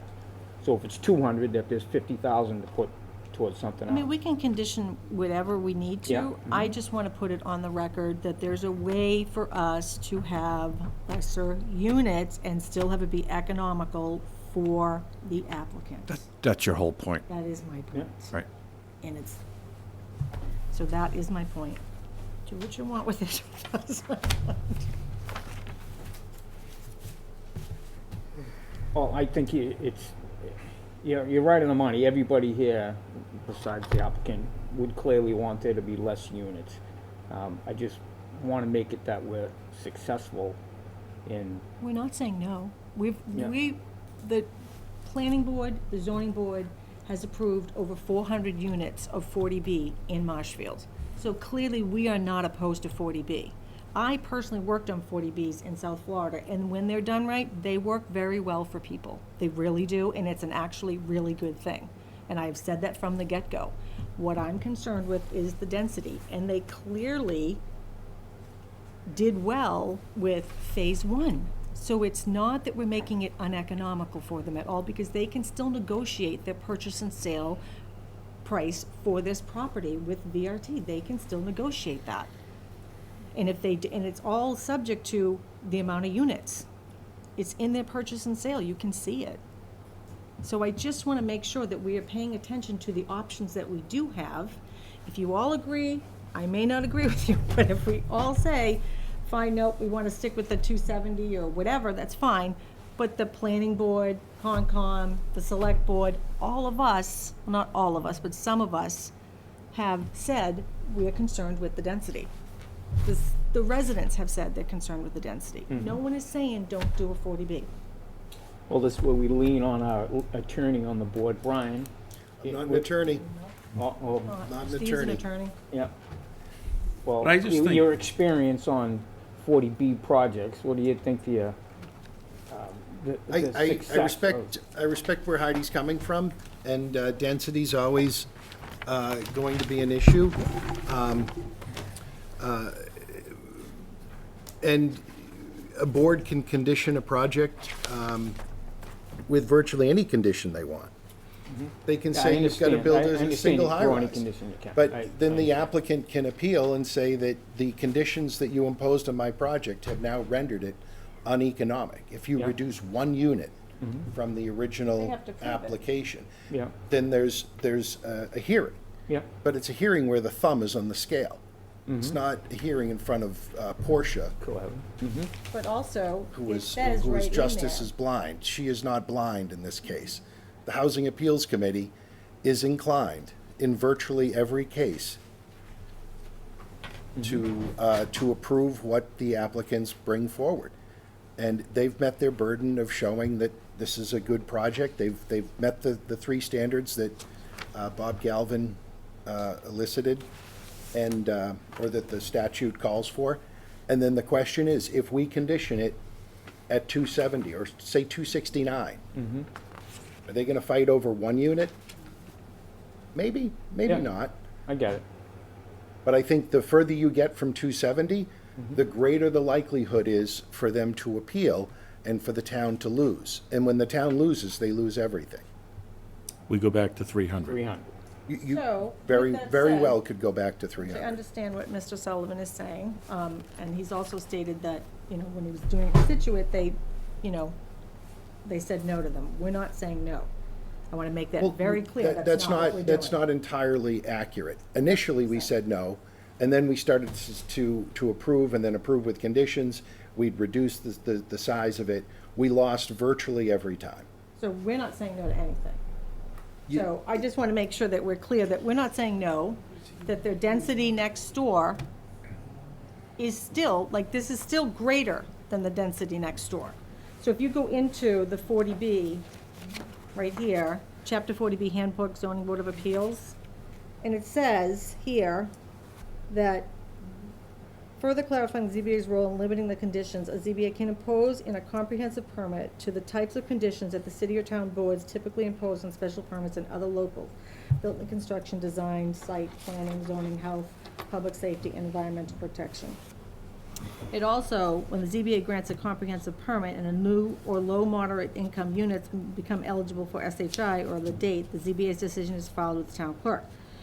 So we have the right to say, part of our waivers or part of our conditions, this is not making it uneconomical for them. There is no way that they could possibly prove that this is making it uneconomical for them when they made $70 million on the one next door. And so you just can't come up with that, and we're not saying anything that can't be backed up. There's nothing that we are putting as a condition, if we do that can't be backed up. Now, whether you guys agree or not, I just want it on the record that it was put out there, because that is what the town spoke, that our leaders and our other boards. So that is what they said. So we can grant waivers. I mean, does anybody read this? Like, we have the right to be able to do this. Absolutely. And one of the things that's been brought up numerous times is I haven't appreciated the fact that we've been put under the gun like this. That this has been ridiculous. right up to information coming in today. This has not, in my view, been a fair practice to the town, to this board, to other boards, that we just kind of been swamped with it. So, can I just put this out here too, that the decision that we're going by Marshfield Music, we're using this as our template, and it says here, after August 30th, 2017, continuing public hearing, the applicant, after meeting with the working group, which we did not do, further revised the proposed site plans in an effort to address the board's concerns over density of the project and also to address concerns about the size of the building designated on the site plans as building B. That's the miscellaneous buildings. But we didn't have those working groups that we did.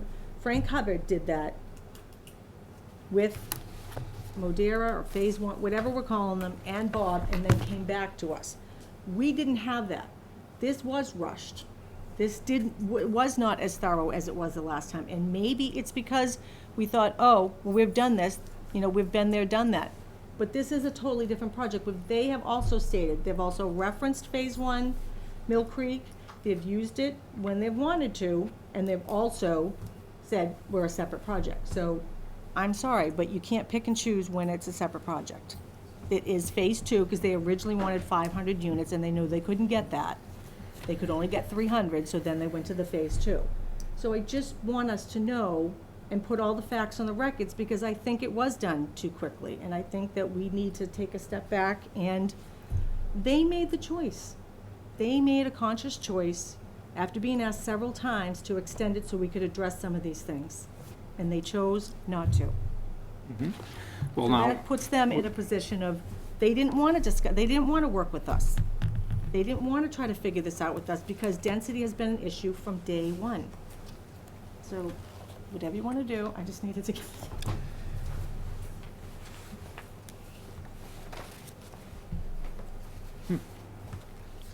So I think what we need to do, Heidi, is to clarify exactly what you're saying here, so we know what kind of language we would be using for this. Meaning that, are we pushing the Depends on trail? what you want your goal to be, Brian. What's it? With this thing, and I'm not trying to interrupt you, I'm saying, with what you want me to clarify, it depends on what you want your end game to be. No, I want to know, this trail, are we asking them to move the trail on to the town property because it meanders onto their property? Or are we just looking to have this become a new trail on their property? I'm just not sure what you're asking. I would have to go by what the town planner was, he said, this So is this the what is existing this? trail right here. Right. So as he sees it, it's in the orange. This is the existing trail, which does fall onto their property anyways. This is where they're gonna be doing some site work. So this is where, if he brings it down, goes down through here, and down to here, then we're preserving all of that. They don't have to touch that, it's there. And we can just reference the town planner's plan dated whatever the heck I it is. understand what you're saying, but I'm not an engineer. I I'm know, just telling you what I we're understand, saying. neither am I, but I'm asking, the trail, are you saying we're preserving this trail, but it's on their property? Well, that's on their property regardless. Who cares? Well, they want to remove the piece of the Well, trail. we don't want them to. So you want As the to, town, we can say we don't want them to. That is our right to say, what right do we have to go on their property with, they're on ours.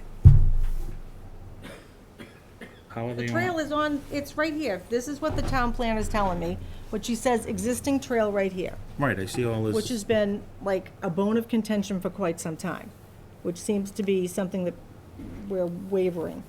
You come down through here, it goes on to here. This is where their parking is, right all down through here. So it's already there. They're taking these parking spaces, which is why the trail is being moved. So that's the concern. That's why the trail's being moved, is because of their parking spaces. Right, but I'm trying to understand, is I don't think they're moving the trail, I could be wrong, but Yes, they are. they are. Okay, this is according to this is the existing fire trail. Right. I mean, no, comes down here, goes all the way through. This is all their grading and their parking. But it's on their property.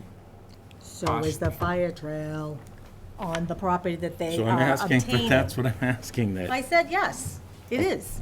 but, But they want to remove the trail. They want to remove it.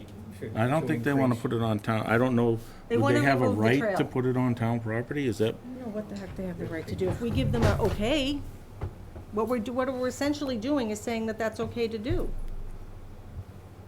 That's what we're saying. By letting them remove this, we're saying that yes, it's okay. So what you're asking is, we'll leave the trail intact and deny them the ability to, Put parking grade that. spaces there. There are parking spaces there. but I'm saying, as a condition, I'm trying to figure out how we're writing this condition. You can reference the town planner's plan, what you can do.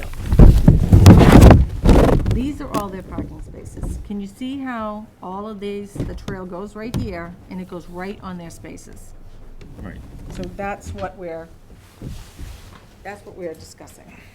But I think no matter what we do, I don't know how we can allow people to walk on their property.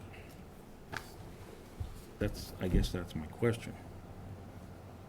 This it's not tra- gonna be public access, it's gonna be a fire access. not The necessarily. access. No, Heidi's saying the I'm saying fire access right here. access is Crash gates here. right here, and then crash gates down here is what we propose. They already have that on here. Well, somebody already has that on here. So if they come in through here, then they go wherever they're going. Right now, the way that you have it, it is on their property. Or on the property they're proposing to purchase, which they haven't done yet. They're still negotiating that. Based on what we decide for the units, will determine their price. Unless Exhibit A is not correct, which I wanted to discuss this further, but we No, I didn't have the understand. opportunity. I understand what you're saying. We didn't have a choice. This is not what I would have wanted to have to be, make this arbitrary decision like this. It's not arbitrary, Heidi. You're asking this, what we have to figure out is, how do we get this in writing, so Bob would obviously help us with that, to say, I don't know how we claim the trail, or what we're The trail's already claiming. there. I understand the trail's there. We but don't have to claim The trail's anything. not on town property.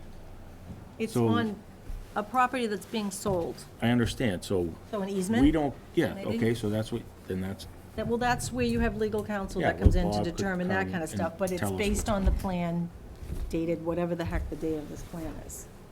I'm not saying you have to do it, but I'm just no, saying I that. understand what you're saying, Heidi. So you want us to, it's okay to remove this piece, but we want to bring in a new access So here. instead of going in this way, Right. go here. That's, Instead and the of gate coming- would be, instead of here, it's here. So I wouldn't recommend that. Okay. Okay, but, I mean, it doesn't, to me, it doesn't make any sense to do that. Why? If you look at the grading on one of these other plans, Heidi, Yeah, you know, you can't build an access on their property on an angle, or a fire access. You want it to be flat. So that's why this is, I wrote a ramp, because it's kind of an uphill ramp, right, going uphill, okay? So there's no need for a fire truck to enter here when it can enter here and get there, right? Enter The only here. need, it can enter right here in their main access. Now they have this is for fire purposes only. So the other thing that is mentioned in the planning board letter, I just went and consulted all three letters, select board, Concom, and fire planning board, is to allow for hikers to have access from Commerce Way. which So they you do could now. do a hiker trail, doesn't have to be completely flat, you could do that. There he is. Again, oh, here's Bob. So that you can do, but Heidi's whole point though is this justification for implementing the recommendation, let me just put it that way. Bob, why don't you come up and take a look at this? These other boards. Her point is implementing the recommendation by keeping this trail access. And again, I'm not sure if it makes sense to keep a trail access here when you have a trail, you have this here. You can drive across here and get there, right? But, and the only thing it makes sense to do is make a connection here. But again, not for hikers, because now the hikers are on private property. But Heidi's whole point is, if you implement the recommendations from these other three boards, you would remove all three of, you remove 76 some odd spaces, which And maintain the trail. which equates to 39 and a half units, using someone else's calculations, but just for argument's Yep. sake, call it 40 units. Yep. Which the board can consider at this point in the process. That's her whole point of this. It's my whole point. Right. Okay, so is that, That is the point. all right. So do you understand what she's saying, Bob? Okay, so I'm not gonna attempt to explain it, but what it say make sense to you, Heidi? Yeah, I mean, yeah, it does make sense to me, and based on what So we sh- got from the select board and the planning board, it's still, nothing, when I read the 40B thing, nothing that we're doing is making this uneconomical for them. So Heidi wants to come in And our through conditions here can't make it uneconomical. instead of here. No, that's what No, they're the- saying the right crash now. gate. They're saying over here. No, right here is the current access. No, that's the trail, Heidi. This is the current access. We want do we want them to come in this way, not on their property? We don't want the trail to This be is on their there. property up to here. No, that trail would be removed. That's not, Right. that's That would on be their Right, property. right. So it comes up, you come in through here. So you wanna come in through here, but it's still This on is- their property. Okay, I clearly don't care where the hikers go. It's the planning board that's saying. All right, but I'm saying, Planning board is so, the only one to mention the hikers. Right, But I'm the just hikers saying, can it's come on, in it's here. in writing. Well, I just- should say the select board did as well. but the gate is the question, so we would, Crash gate you're right saying, yeah, there. Greg wants and to then move the crash gate from here to here, right? No, he said leave the crash gate right here. Is it saying on So the then other what one is too? this? Crash gate. So crash gate, oh, so maybe he is moving it there. I didn't know that. So he is, I asked what that was, and he said it's a crash gate. I thought it was a wall, but that might be moving the crash So gate this right is, there. he has it on both things. This is the new entrance Right. You come for down. the trail. We get rid of this. I'm just trying to tell Bob what we're saying here. And then we want to maintain this trail on their property and remove 76 spots to keep our, It's on their property anyway. right. It's already on there. They're Right, trying to but it's move it. The private town- property. But they're trying to move it. Well, I They've don't had know if they're access to it. moving it or if they're deleting it. They're just Okay, removing that's it. moving it, yeah. Yeah, they're That's deleting it, removing they're it. getting rid of it. Is the applicant proposing to allow the public to access over the front portion of the site to get to the trail on the town's land? I don't believe, I don't I was know. under the that- impression this is simply fire access. Yeah, that's what I thought. Fire, and I thought It's just fire It's access. not even hiking access, it's fire access? Correct. Yeah, I don't think we ever discussed the trail. I Allow mean, fire access over this site. right, but I don't know if we discussed the trail with them We tried to. in the last. Well, I remember there was a discussion about Yeah, eliminating. the Yeah, gate. parking spots Yeah, to for a have gate. Right. Access back there and probably do that. But so if we removed, so with using the math, I'm assuming this is Greg's math, is if we remove 76 parking spots, we can remove, on top of the 30 units to get to 270, we can remove another 39, 40 units. I don't know what'll happen, but my guess is the applicant will not be happy with that condition and will perform an economic analysis, and if they conclude that that renders the project uneconomic, So, just answer, significantly more uneconomic under a brand-new test that's just come out, they'll Which is- challenge it and we'll lose. so I realize that you don't think I should be bringing this up, but I think it's important for us to have it on the table. No, Heidi, you're doing the I right think thing that- here. Yeah. I don't know You have to how bring it it up. can be uneconomic when the amount of units is still more than the units next door. What's the new test, Bob, that you just talked about? You know, what is it? We don't have that. So an applicant can now come in with a project that is uneconomic according to the DHCD standards, as long as they have a project eligibility letter, and claim that your conditions render it significantly more uneconomic. Not because anybody has passed a law or regulation that says that, but the Housing Appeals Committee has come up with a new standard as an adjudicatory body saying that's also uneconomic. When you take something that's uneconomic and you make it more economic, you're also making it uneconomic. Is that the Nantucket decision? No, it's the MD Randolph case Okay. that was just decided by the SJC in July. It's, I don't think that applies here. The applicant never said they had an uneconomic decision. no, but we don't know what the economics of the resultant. Well, we know that project is. 270 was not uneconomic. At They all. agreed to that. Well, that's, That much is true, but honestly, uneconomic means they've got a project, economic now means they get a project eligibility letter for all intents and purposes. agreed. It doesn't mean anything beyond that. That's what the HAC has now said, so So it's a lower burden of proof is what you're telling me, basically. it's a zero burden of proof. Right. So, All you have to do is write something on a napkin and Understood. come up with a conceptual plan, and I'm being facetious when I say napkin. Understood. If you show them that there's any possibility you can make any money, that's pretty much what it is now. but they can make money. Well, They can make money. They've made money. well, you're confusing apples and oranges too, because the fact that Mill Creek might build this and sell it for a lot of money is legally irrelevant. Okay, but they made, No, it's not a consideration, it's not even a proper to consider it that way. That's not how you have to look at it. You have to So- look at it, how much is it gonna cost them to purchase the property? How much is it gonna cost you to build it?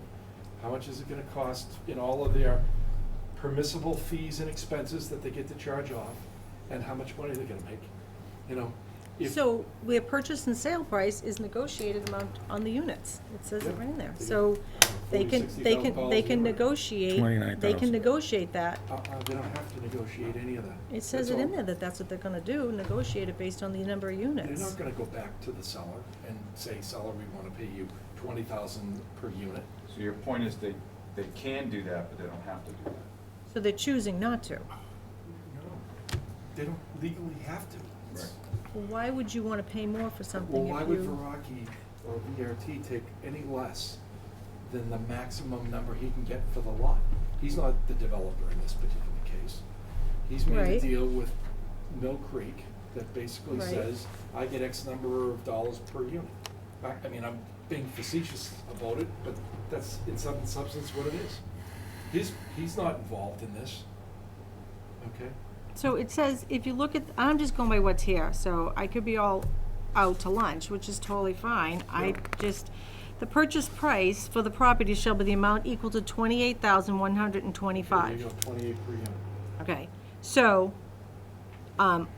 if the final unappealable development approvals for the intended improvements, by the way of example, if the development approvals are 240 total resident units, the minimum number of units that is intended improvements, the purchase price will be 6 million.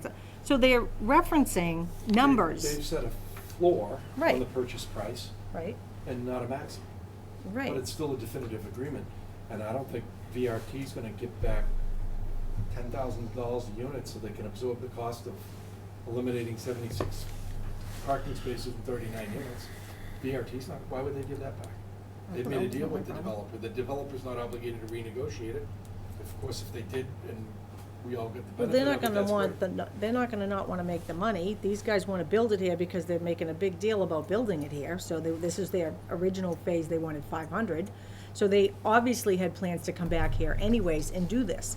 So, I mean, I don't know. It just seems like very strange that they can just ask for whatever they want and give us as less as possible, even though we are providing reasons why they can still build a profitable place and have the green space that Cliff was looking for. I mean, these are recommendations from people that we asked for peer review. So it's not just Ed, it's other people as well. So I'm All just right, trying but to, If I'm understanding you correctly, you're hypothetically saying, let's eliminate 76 parking spots so we have better fire access to the rear?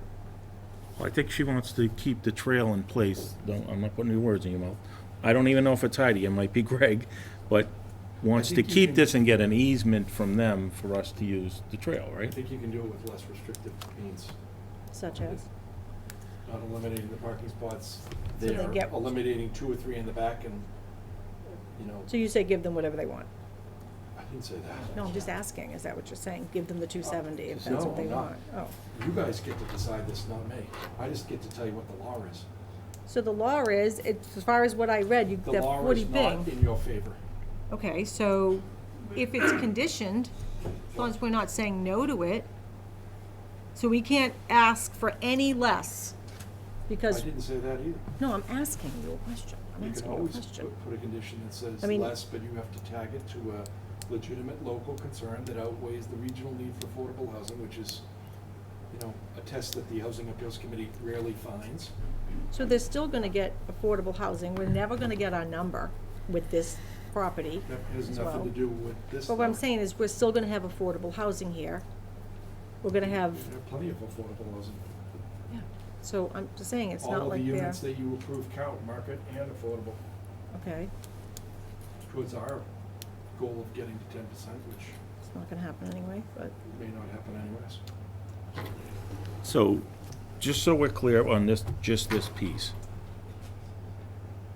Because I was trying to figure out how we would write this, is we would remove the crash gate here, relocate it down here, and then we want to keep this trail. You're gonna put a crash gate right Well, next this is to their Greg's main plan, I'm entrance? just saying what is being proposed. I'm trying to review I this, think Ed ought to comment on that. but he already did, but I'm just saying, if we did what is being asked, is that the crash gate would go here, we would then have the hikers come across here, And so we'd lose this portion of the trail, and they would pick up the trail here. And then we would ask where it meanders back and forth, and then totally on their property, and again, a little off, and then back on their property, on, and even up through here, to get an easement so that we could continue to use this trail. But It's also on the their- town You could forest also- in there. You could ask the applicant if they'll give you access over the front portion, so you hikers could get to the town parcel in the rear, and that wouldn't eliminate Oh, any parking spaces. so you could say we could ask to come up through here and then go, You could ask if the public could, have pedestrian access up through the front portion of the site. so how about, can we ask that they could, You can't require it. No, I know, but could we You can't ask? require We- an applicant Right. to give you an easement. right, so could we ask on the piece that is owned by the, is this the town? This says Yep. T, this little piece, no, this is VRT, this is town, this little strip. Right. Could we ask them to put some money towards creating a new path to try and get back to the other I don't path? know, do we have access over this? Yeah, that's town well, Greg has located this as town property, everything in purple is town. If that's correct, then. I haven't done the title, so I don't know. I'm just, I mean, obviously, we're not gonna decide this tonight, but I just wanna know what the You could question, potentially impose a condition that said in light of the destruction of Removal. the trail that people have had traditional, we'd have potentially put some a monetary thing monetary amount on relocating the trail. towards the cost of relocating the trail. Okay. It's a question about how much of off-site impacts you can But blame on so, the developer, but this, asking them for an easement and all that to get back and remove all these I parking just said, spots. I don't know if that's the No, right Heidi, wording, I'm I just don't really saying, know. I'm using it, I have no idea. it's on me now, I'm saying this. But would that be potentially deemed unreasonable to remove 70, that's what you're I've saying? for a while guessed that they would find that unreasonable Okay. and make an argument that it's uneconomic. That's a yes. But I mean, at least we've looked at this, this isn't over, we're just meeting tonight, but I'm trying to figure out some of the things that other people are looking at, Okay. and so that's good there. Now we have the By question, the way, you don't all have to agree on. no, I understand, I get it, but, Zoning board decision on comprehensive permit is done by majority vote. right, I understand. So the other question that came up was the money for the well. And can we use that money if it's $250,000? Well, I think they offered it for a very specific purpose. They did, so So that's, can you, yes or no? but Heidi had an idea. I was trying to think of some way, because the well is for the ball fields, it's not for this. Well, it's also the off-site, it's also to diminish the pressure impact on the water line. But according to Greg, it's not gonna affect the pressure. Well, he's a planner. I'm and just the telling water you what he told engineers me. have said I'm just that telling you if- what he told me, and the if you have less DPW, people drawing on the wells, obviously you don't have the same impact of pressure on that. but it, mitigates they, against the impact. so, the people that live there have also said that it does affect the water pressure, what's happening right now. So, I've heard that. several times. So, and DPW had an agreement that, we'll let this go and that you get us the well for us. There was some type of whatever. And I brought this up at the last meeting for clarification. That did not happen. So I said, just do $50,000 for the well and have the other money go back for their, traffic mitigation, all that kind of crap. $50,000 well is what you do in your house these days. Well, I mean, when I asked about it, they said, I didn't come up with that number, the town planner did in CPC, I didn't come up with that, and they already got CPC money for the well anyways, the DPW. I'm just trying to find a way that we can do what the rest of the town is looking for, outside of, whatever, is the density of the units, because I believe that these people are right, that it's not the right thing to do for this But town. you were trying to find a way to have the applicant not spend up to $250,000. Yeah, they No, don't. she wanted the money to go, them to keep the money Correct. and reduce the units. To reduce the impact Because on they're gonna reduction have of to pay the units. 96 anyways. You know how many units it is? Maybe 1 or 2 units, maximum. Well, even if it's 2 units. It's just another thing in addition to the other things that are coming up, but it wasn't just the one thing.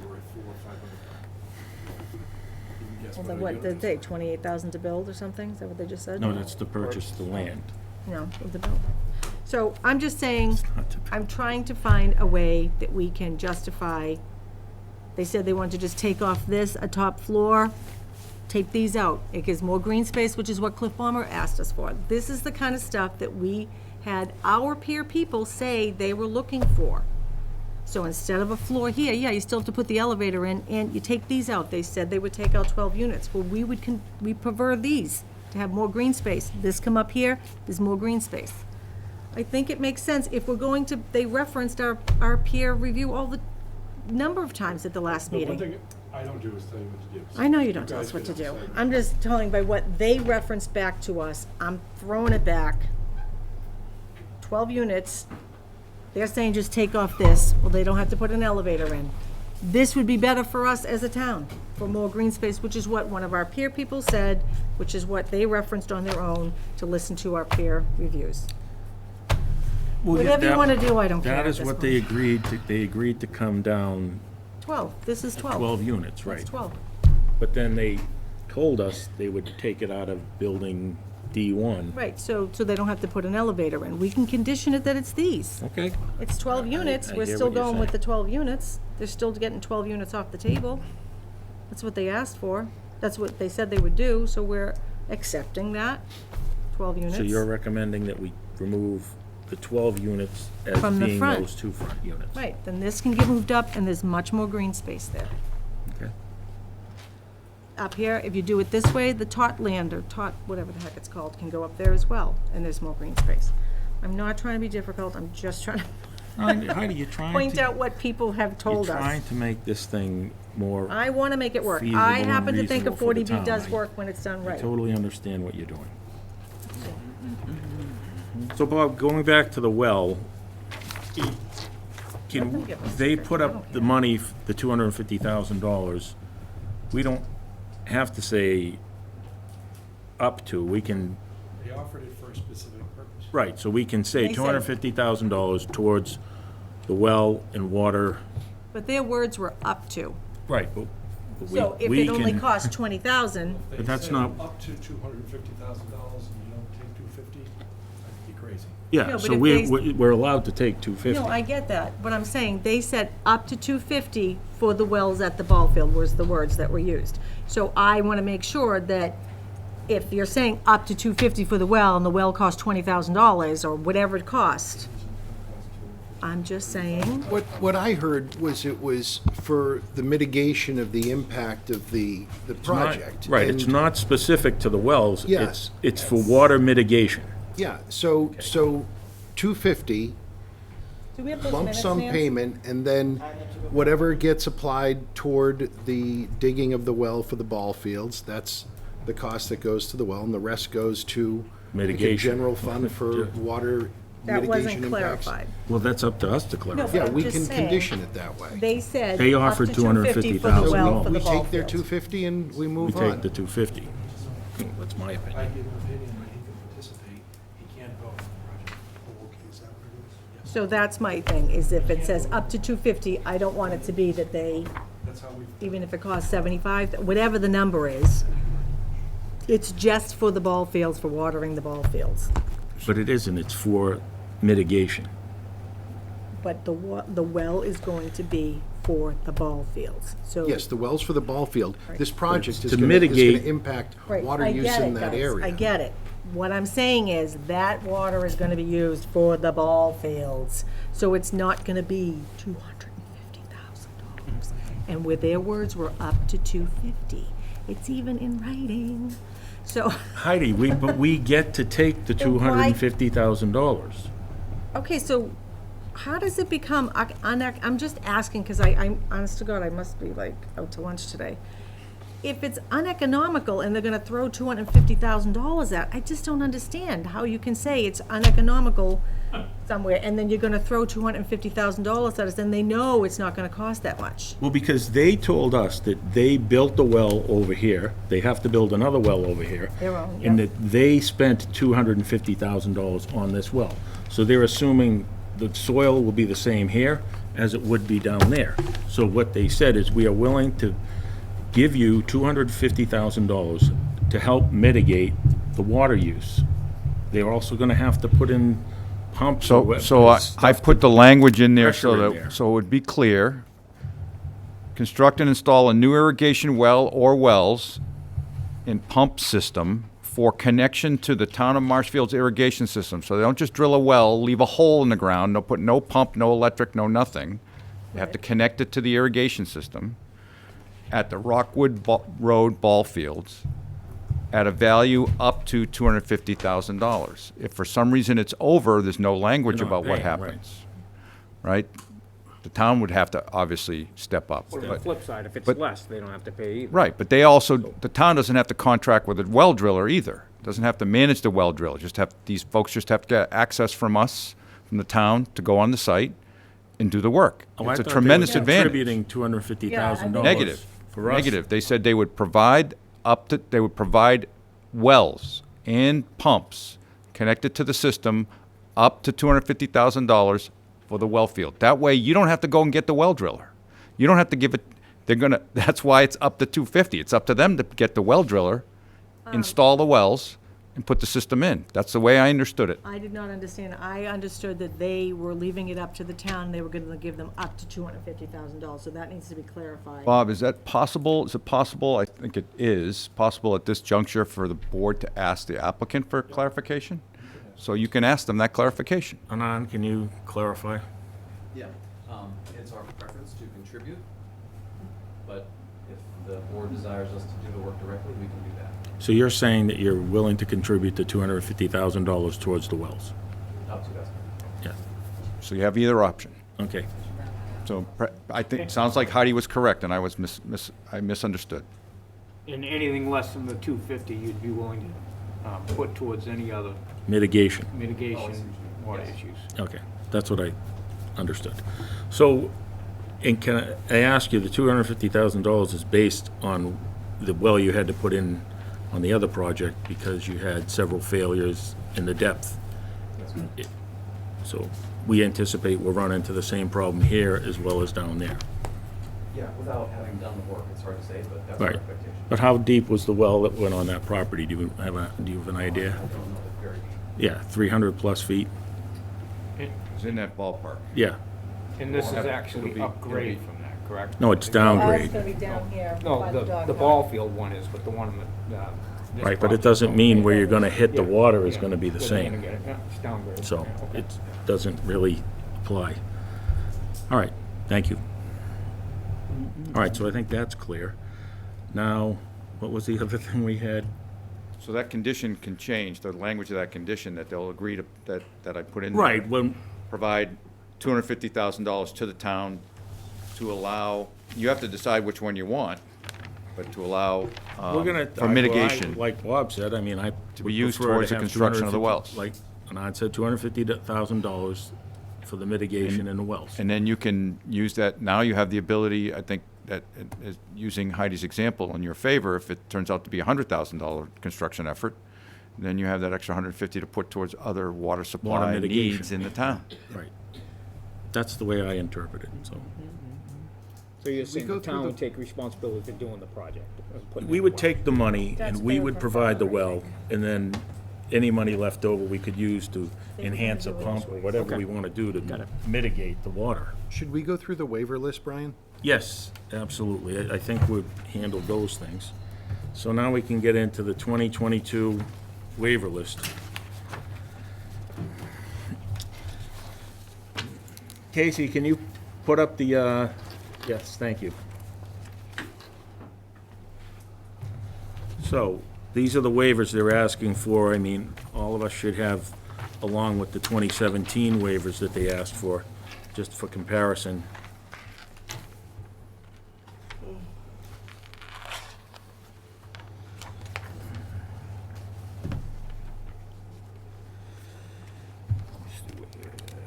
Ed, did you see any big difference in the waiver list, or Bob? Things that applied then, I mean, I looked at most of this. The multifamily was on the original, and it makes sense to ask for that again.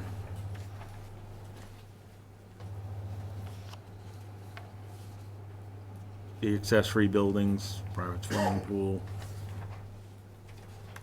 And they wanted a waiver to permit multifamily apartment buildings, townhouses, and accessory buildings and structures, accessory building structures, which is what they asked in the original as well. So, do we have,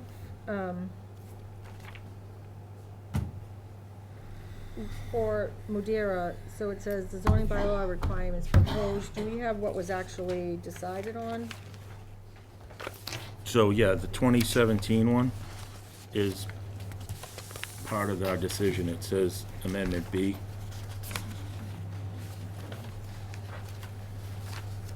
Is it this right here? The requested waiver list, and then if you go to the decision, they're in the back of it, the ones that we approved. It says the same thing. All right, I just want to double check.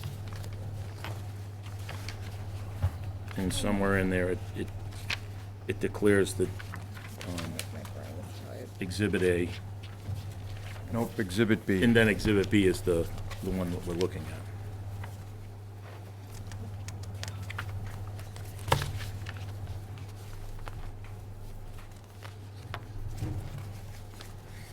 This is the revised waiver list too, right? Well, yeah, this is the 2022 waiver list, and we're comparing it to the 2017 waiver list. So I'm right here, this is They submitted an initial waiver list and they updated it. Right. So this is the one, I think this is the only one we have. yeah, I don't have, I think that, you did an updated waiver. I didn't see an updated one. This is the one we've had since the beginning. I know of. Is there an, was there an updated one? I just saw this one. I don't remember an updated one. Yeah, no, this is the correct waiver list. So we have number, the first one, there is no number, is similar to the original from 2017. And then, Helpful if I went through sure, it? Absolutely. This is what I. this is what you do. So the first one of the table uses, you can't build a project unless you grant this waiver. So what the board has done typically in the past is you approve it as per plan, if you approve the project. So Okay. that's how, one way we approach it. If you don't approve it, you can say partial grant, partial, and approve whatever you decide. That's one Right. way to do it. The pieces that we decide. Or if you deny the project, you're denying it as moot. Okay. So that's the three ways to go. You can go to the next one. Can you roll up, Casey? A little bit more, we're done with the first one. Whoops, nope, back down. That second box, right there. Okay, Oh, so a little higher. this is the density and dimensional restrictions of the bylaw. Yep. Setbacks, lot size, density. These are all restrictions that they can't build this project. And they're asking for that waiver so they can build it. And the options are approve as per plan, deny as moot, or partial grant, partial deny. Those are your options. Question, Bob, on a special permit, they're not required to have the same On a comprehensive permit? comprehensive permit? Yeah. They're not required to have the same reasons or to validate why they need that permit, like a regular person would to have. Well, they can't build this project without the Oh. waivers. It's like, it's either a yes or a no. So you can't just say, take it apart, rear setbacks, side setbacks, and. They can't build this project without that waiver. There are some that are not as draconian as that, but these two, they just can't build the project without that waiver. how when we have, on a regular hearing day, we have people come up for a single Well, residence. on a conventional project, all the local rules and regulations apply, and the board can say no for any good reason. That's not how the world works on comprehensive permits and comprehensive permit law. You have to prove that you have a significant matter of local concern that outweighs the regional need for affordable housing. So it doesn't make any difference what happens in Marshfield. It's the regional need for affordable housing. And if there isn't enough affordable housing in the region, and you lump us in with Duxbury and Situate, Cohasset and Hingham, and you kind of get in the flavor of what I'm about to tell you is the state has made a judgment that there isn't enough affordable housing here, so they tell you your local rules have to be pretty damn important and pretty damn consequential if they're not followed. And it's so draconian that So basically, you know, we're here for a free. I don't know that there's ever been there might have been a denial that was upheld, but it's like less than, you can count on one hand, okay? And on conditions, boards lose these things 99 times out of 100. Occasionally you get a bone tossed to you. Well, we had some success on eliminating a portion of a back project because of the applicant was trying to put 75 units through a 18-foot wide driveway with no sidewalks and in a flood zone where it was up a hill. Fire chief said it was dangerous. You couldn't get an ambulance in there. And the Housing Appeals Committee said, okay, you can't build in the back. So the applicant came back and said, you know, the 30 units we were gonna build on the front of the project, we're gonna move that to like 125. I'm gonna put them in apartment buildings now. So, it's a tough law, and the consequences are tough on the board. And if you're gonna come up with a condition that denies them something that would have an impact like this, you have to have a really good reason, and it's gonna have to be significantly It's not gonna take to money out of protect the public pocket. interest. It really has to be an important and critical public health, safety, and welfare issue. Now, real quick, I hope the audience is listening to town council. This is really, Yeah. you know what, I feel bad for them, because I'm sure that they never expected this. Sure. I don't think any of you did. I live in Yeah. town too. Yeah, No absolutely. one likes it, Yeah. but that's Well, not. I can speak for myself and the rest of this board probably. I'm leaning on you for your expertise. I This can't is where tell you what to do, Absolutely. but I can tell you But experiences. when we know what the law is and what the success of projects are, it's important in deciding this. Well, that's what I'm trying to tell you, is Yep. like, you know, you need your fire chief to say, I can't get in there to rescue people. Or there's not enough water for me to put out a fire, and the sprinkler system they have don't work. It doesn't work. You know, they have to be really significant life, health, safety issues. Traffic issues have to be very, very apparent and very deleterious and very impactful. And I'm not saying that this project won't impact people's livelihoods. It's certainly gonna impact theirs. I hope, the reason you've had peer review is because you're trying to evaluate like the water impact.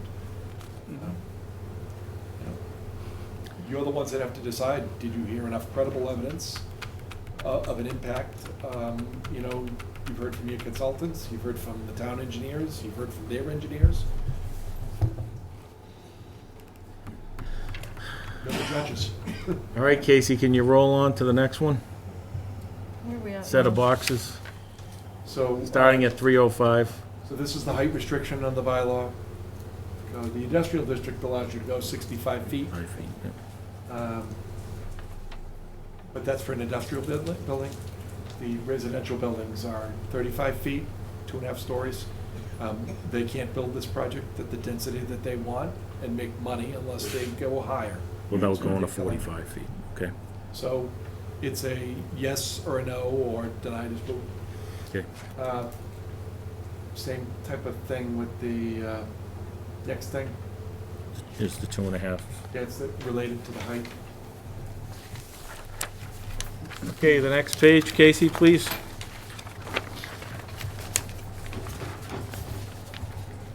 So there's a 40-foot minimum setback in the I in the industrial district on the rear yard. So they're asking to get closer at 27 feet. The way they've laid it out, that's how close they want to be. Yep. The next one is their maximum building area regulations.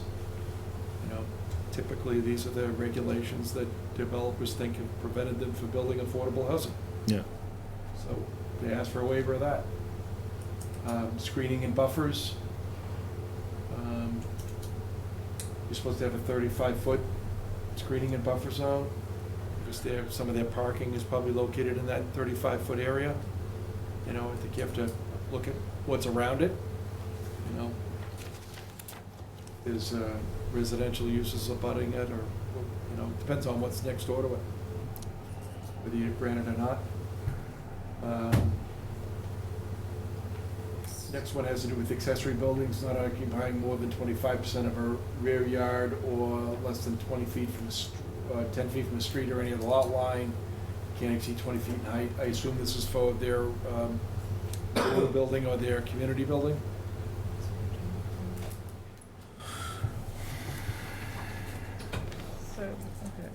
And then the 608 provision is a provision that says that Marshfield has a bylaw that says you can only have one principal structure on a lot. And obviously, this project can't be built if that limitation was upheld. There are a couple of districts in town where we do allow you have more than one principal lot, but it's generally the B1 district and portions of the PMUD. There you go, yep. Yeah, so the 608E is projection into required yards for windows, terraces. I guess this requires something there. I don't know where this is. Do you know where this is, Ed? Where they're projecting into rear yard setback with Well, buildings? the rear yard setback is 40 feet. Yeah. There's gotta be something that's in that 40 feet, because they're asking for Is 27. it the wastewater treatment building? There's certainly a wastewater treatment plant near that, yes. Isn't it the parking down the back here? I think that's the. That's for structures. Structures, so. Oh, but isn't it down there, back down there? I Is gotta that for believe the- it's just it could be just the wastewater treatment plant buildings. Can we clarify that? We can ask him. Anon, It's can not you? identified, so. I'd have to look at their current set of plans, which I don't have in front of me. Off the top I of my think head, I don't it's- recall, but Would it be the one up here in the rear? Probably that. It looks like it's set back. No, that's set back to 27 feet here. Maybe balconies, they're looking for something on that side, or, I don't know what this is. We gotta look at what that is. it looks for a 2 foot into the projecting 2 feet in. But is it right there? So we catch a projection here. Oh, yeah, on the catch a front project- setback. Possibly catch a projection there. I think they're obviously There's just. probably some decks or stoops in the front. Right. Correct. And in the back, Because that's just, that looks like That's just the field, parking, yeah. yeah. Yep. so that should be it. It looks about where it is. That's probably. It's the two front them covering- buildings. Covering their bases, that's all. Because you have these two buildings in front where the projections could. So I would definitely circle this one in the event that we decide to remove those two buildings as our 12. We can look at that. They wouldn't need that waiver, assuming that applies to it. All right, Casey, can you go on to the next one? Limitations on signage. Signage, yep. You know, the board should give some consideration to this one because you haven't seen any signage yet for it. So, you know, waiving the sign bylaw without knowing what you're waiving it for seems like it's putting the cart before the horse. You know, maybe We could put a minimum, you could require them to comply with the sign bylaw requirements or, you know, come back for a modification or something. yeah, would that be a minor modification if they came I back? mean, to I us? don't know what a typical sign for a thing is if you. I'm ask thinking me. about the one at the Like Madison. At Union Point, the sign is 160 feet long. So maybe we could say signage 10 not, feet tall, I mean. right. Something like What are we allowed to do with it? signage not to Well, you don't have exceed the any- Madison?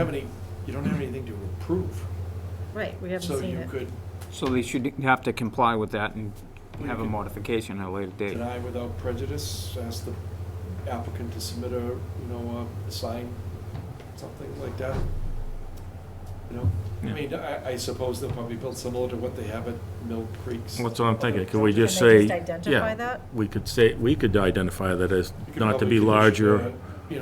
Similar sign package to the one that was approved for the Mill Creek residential project. Right. I mean, you saw signs there, or they build signs that comply with the bylaw, that's their only choice. My guess is they probably submitted to Andrew a sign package that comply with the bylaw. Okay. If they want to do something different, it wasn't identified in the plans. Ed, is there anything in the plans? Signs? No, there's only one condition that mentioned, comment that I mentioned on signs, and that is that all the traffic-related signs, stop signs, parking signs, handicap parking signs, conform with the MUTCD, Manual Uniform Traffic Control Devices. But that would be normal. Correct. So it's So not, I this think is for a your ground options sign. here, I think, would probably be, to deny the applicant can submit a further request, minor modification for non-compliant signs. Okay. So we'll circle. Minimum off-street parking requirements, What does that mean? well, Are they looking for Commerce Road to be able to park their guests there? Because that'd be a high. No, no, We have it's a not a bylaw on the a off-street parking. bylaw that requires certain amount of spaces per unit for this type of a use. And they're asking a waiver, applying a similar use requirement as by building inspector.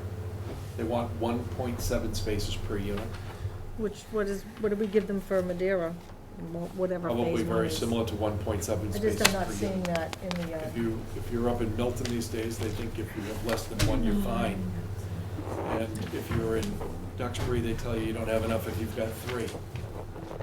okay, so we're in downtown. So down in the- Seaside community, what are we getting here? They have it in the original one, minimal off-street multifamily dwelling not included in the table. Proponent seeks waiver, applying simpler. He says determined by the Allow building approximate inspector, can we Yeah, just leave it maybe at we that? could ask, just, maybe Ed could just calculate how many they actually have per unit. Well, it says 1.7 is what 1.7, they're right, yeah. asking. We do it So as- that They could, said approximately.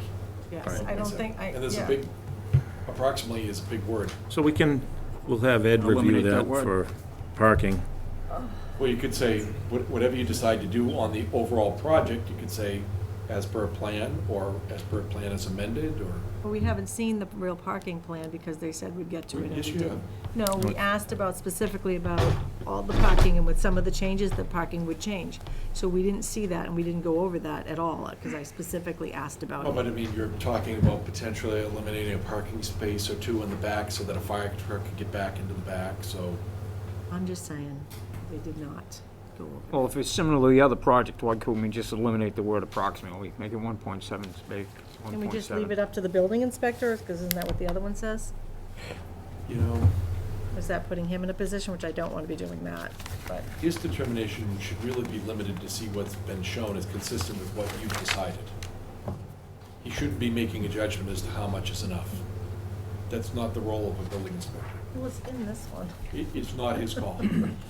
As a matter of fact, bylaws that give the building inspector discretion to make those types of decisions are typically overturned by the Attorney General's Oh office. my God, it's in this one. So how do we I do understand, but this is the new one, and So, Brian, maybe a waiver to allow no fewer than 1.7 spaces per unit? That makes So sense. there's a cap okay, on so it. we'll, instead of approximately, to allow 1.7 spaces per unit, No fewer than. no fewer, okay. That's a great idea. No, so instead of approximately, we're gonna put no fewer than 1.7 spaces. I don't know that we've seen a It's a final 1.7 parking plan space. after they reduce the. It's the the size overall of number. The project. So I don't know how many spaces there are after So- the reduction. Just so I can give you the original comment that we made, the site plan proposes 505 parking spaces, which equates to a ratio of 1.68 spaces per unit. Can There's the you 1. read that again? I'm sorry, I spaced. No problem. I hate when that happens to me. I know, I'm late, it's late. So this is reading from just for the record, April 21st, 2022, Ron Mueller and Associates, written by Kirsten Braun, P.E., of Ron Mueller and Associates, one of her site plan review comments. Site plan proposes 505 parking spaces, which equates to a parking ratio of 1.68 spaces per unit. So all she did was take 505 divided by 300, that was the 1.68, okay? The original design. As labeled on the plan, 306 spaces will be surface and 204 spaces will be garage and tandem spaces. Based on this information, the total number of parking spaces will be 510, not 505, and she said the applicant should confirm the total number of parking spaces. And I'll read for you what the applicant's answer was.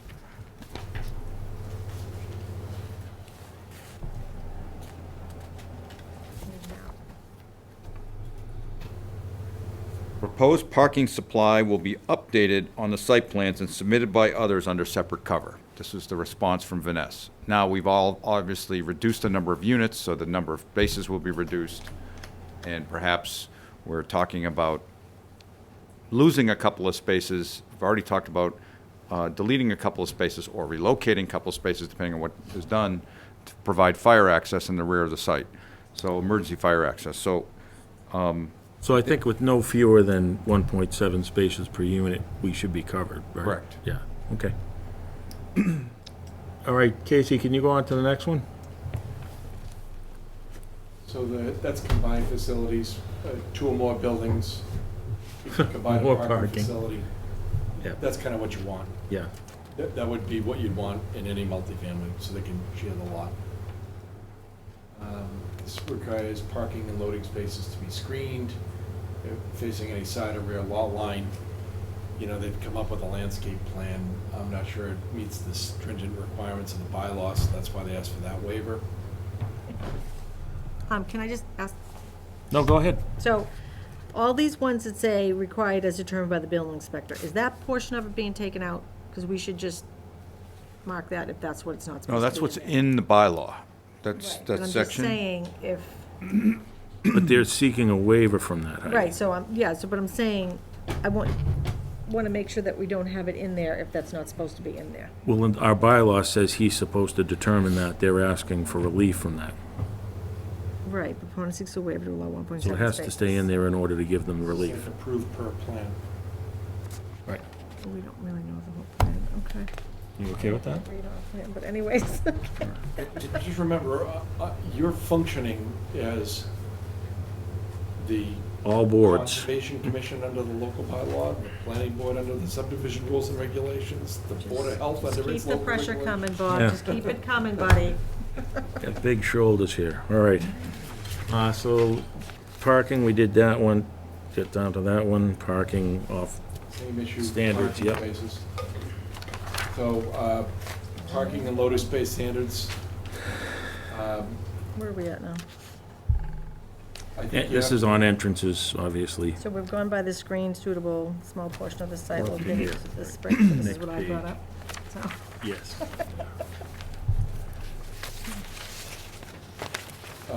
So that, just so the board's aware, that first one there, top of the page, Oh, yeah, yeah. whenever you have an entrance that, in the past, the board has always tried to make the entrances narrower, Yeah, particularly on Route 139. right. And the state grants curb cut permits for twice the distance. The state doesn't want the narrow curb openings Right. that you do, so the state overrides that anyways. But on town roads, you know, we still control, so, but again. So you know, Madeira did, we Ed did 48 feet, Ed would right? tell you whether what they've designed is appropriately designed with, you know, the proper width of the opening. And if Ed thinks it's reasonable, then So that's the way it should be. what we did with Madeira was 48 feet, so are you saying the 60's fine, the 48 that we did for them next door is not okay? Like, I'm just going by, if we're referencing back and forth. So when you, two different lanes at an entrance and have a divided island in between, perhaps, you know, at the actual edge of the radius, they wanted to have a nice wide radius so that you could have access. I don't see any problem with that at all. That's 68 feet. You typically don't want too big a curb cut, depending on what it's for, but in this case, you definitely want something large enough to handle that. I So think, are they yeah, I think having it's an island more, there? I think it's I mean, more did for we the see that? grading.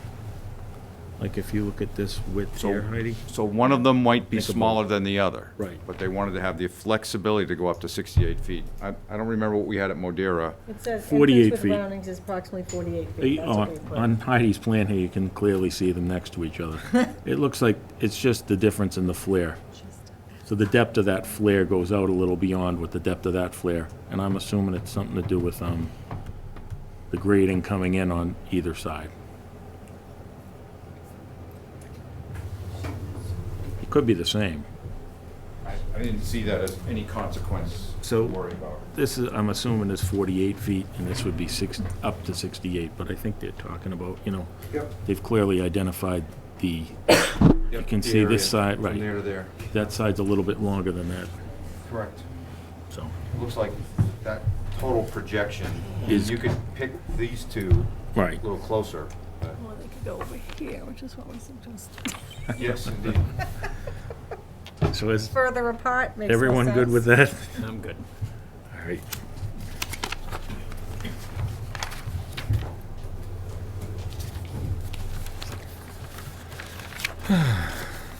All right, we're back to the 1.7 units, So I just think you act consistently with what you did on the other request Right. for waiver on this one. no fewer, Where is that now? I'm so confused. Where am I? 305, 808M. So proponent seeks a waiver to 1.7, no fewer than 1.7 Okay. On the spaces per unit. parking and loading space requirements. I think ours A is, full-size space is 10, 10 20. by 20. yeah, they're asking to go to 918. So, it works for some cars and it doesn't work for Yeah. others, so So, okay, so wait a minute. I see this request everywhere, Yeah, no, I And understand. everybody, they get to do it? Do whatever? Doesn't matter. everywhere. On a conventional project, I'm just the asking. line is held on a lot of spots. 9 by 18 Parking is, You know, if you space go up to nine Brain, wide by if you go up to 18. Braintree, just for example, there's the TGI Fridays there, Mhm. and there's a little plaza in the back there, those parking spaces are 9 by 18. It's pretty tight if you're driving a big car. well, we But did, if I you go to- remember, If you go to Marshall's here in town, we have 10 by 20 spots. if you go to our parking lot out there, it's definitely smaller, because I remember we But went out they there and can't measured them. locate as many parking spaces if you hold them to the 10 by 20 standards. So they get the 918, 9 by 18. So we did from Madera, parking spaces 9 by 18, for Pro 6 waiver. I think for the, Reduce I the think for size. the original project, the Modera project, you allowed them to build 9 by 18 spaces. 9 by 18. We did. We So did. I I think just you want need to to leave be it at that. consistent. Yep, I get that one. All right. Can we go down more, Casey? Down to F. 309, 809F. Thank you. I don't know, probably need Ed's help on this one. Do you read that, Ed? Yep, The so foot a foot candles. candle, 1 foot candle is not a heck of a lot of light, but I mean, 5 foot candles, 8 foot candles is what you'd get right underneath the street light, Yep. depending on the height of the street light and the intensity of the lamp. Typically, 50 feet away from that source, you'll be down to tenths of foot candles. So they don't want to have to provide 1 foot candle everywhere. And really, I don't think you want that either. That'd be too bright. It would be Well, too in my bright eyes. throughout the site. So they'll need to provide, and they will provide, a revised landscape and lighting plan, right? A separate new lighting plan. They've already provided us a lighting plan, so we could look at it. And it does that, they showed that the foot candles, that the lighting does not spill over to abutting properties. Right, it shows the spray. Right. But we also want to get that, the revised version of that when they're done with the revisions to the plan, The final plan. right? And I don't think we want to require enough lighting for safety, and that's what they have their own obligation to do at entrances, at intersections, and various points, but you don't want to require 1 foot candle throughout. Okay. So I think it's what do we reasonable. write? It's a I think reasonable it's waiver. reasonable waiver, and I think Yeah. you probably already did that for Modera. Yeah, I don't think we'd want it that bright. For that, I couldn't find it. It would be 305, 809. Yeah, I couldn't find it either. I didn't find it for there for some reason, so I'm not sure. So do you wanna put what you think what they should have? So- Other than just safety? So project will have a minimum horizontal foot candle measured at the point of least illumination of grades of less than 1.0. Proponent seeks a waiver from this requirement. So it'll be less than 1.0 foot candles, so,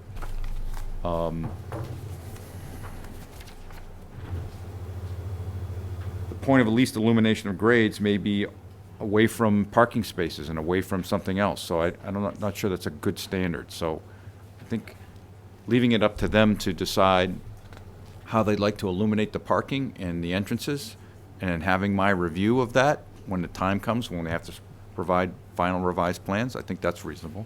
All right, that sounds good. So that language would be that they'd provide you with a lighting plan and you Correct. would approve it. Right. Ed has Should to be at approve. least 1/10 of a foot candle, 2/10 of a foot candle, something like that, but, you know, it's Do we not. make some recommendations? Well, I mean. So I really, it I know it's hard to varies, tell, I get right, it. it varies wherever you are, It would right? be up to Ed's discretion, and we would leave You that could, in there. you could say proponent seeks a waiver from this requirement, you can authorize this, but you can say the proponent must provide adequate lighting at building entrances and parking spaces to promote safety. And that way, it's on them to do that. Okay.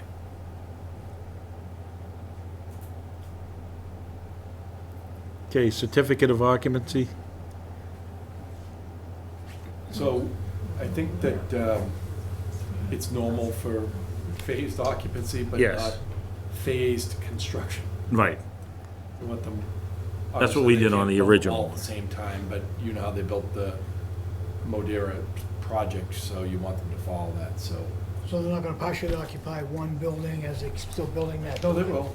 I mean, if But they then how are can they finish a gonna- building and they can complete the infrastructure sufficient so that the safe access and egress, you know, Andrew can give them a Fire building alarm permit, systems, an systems occupancy tested. certificate. Yeah, Andrew we did it on the first one, I know. That's normal. You just He don't did- want them he did phasing the say- project saying they're gonna build, you know, one building in 1 year and then another building in year 3, and that doesn't work.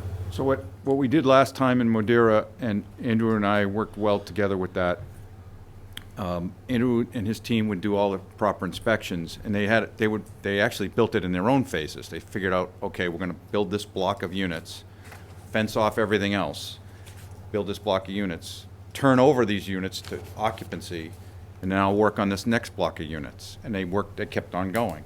And I wrote a letter to Andrew on every phase, so that they had something in the file that said the proper access and infrastructure is installed for these units, is constructed satisfactorily for these units. So this includes the 40B will be built at the same time as the other units, the affordable units will be Correct. built at the same time. I just Right. want to make sure we're clear Yeah, on that. they have to be, Right. right.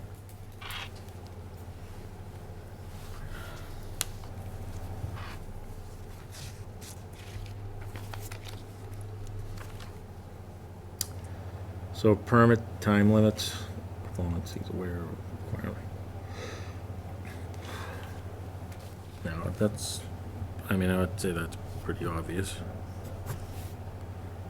I mean, the project is likely to take longer than a year to construct. Right. So,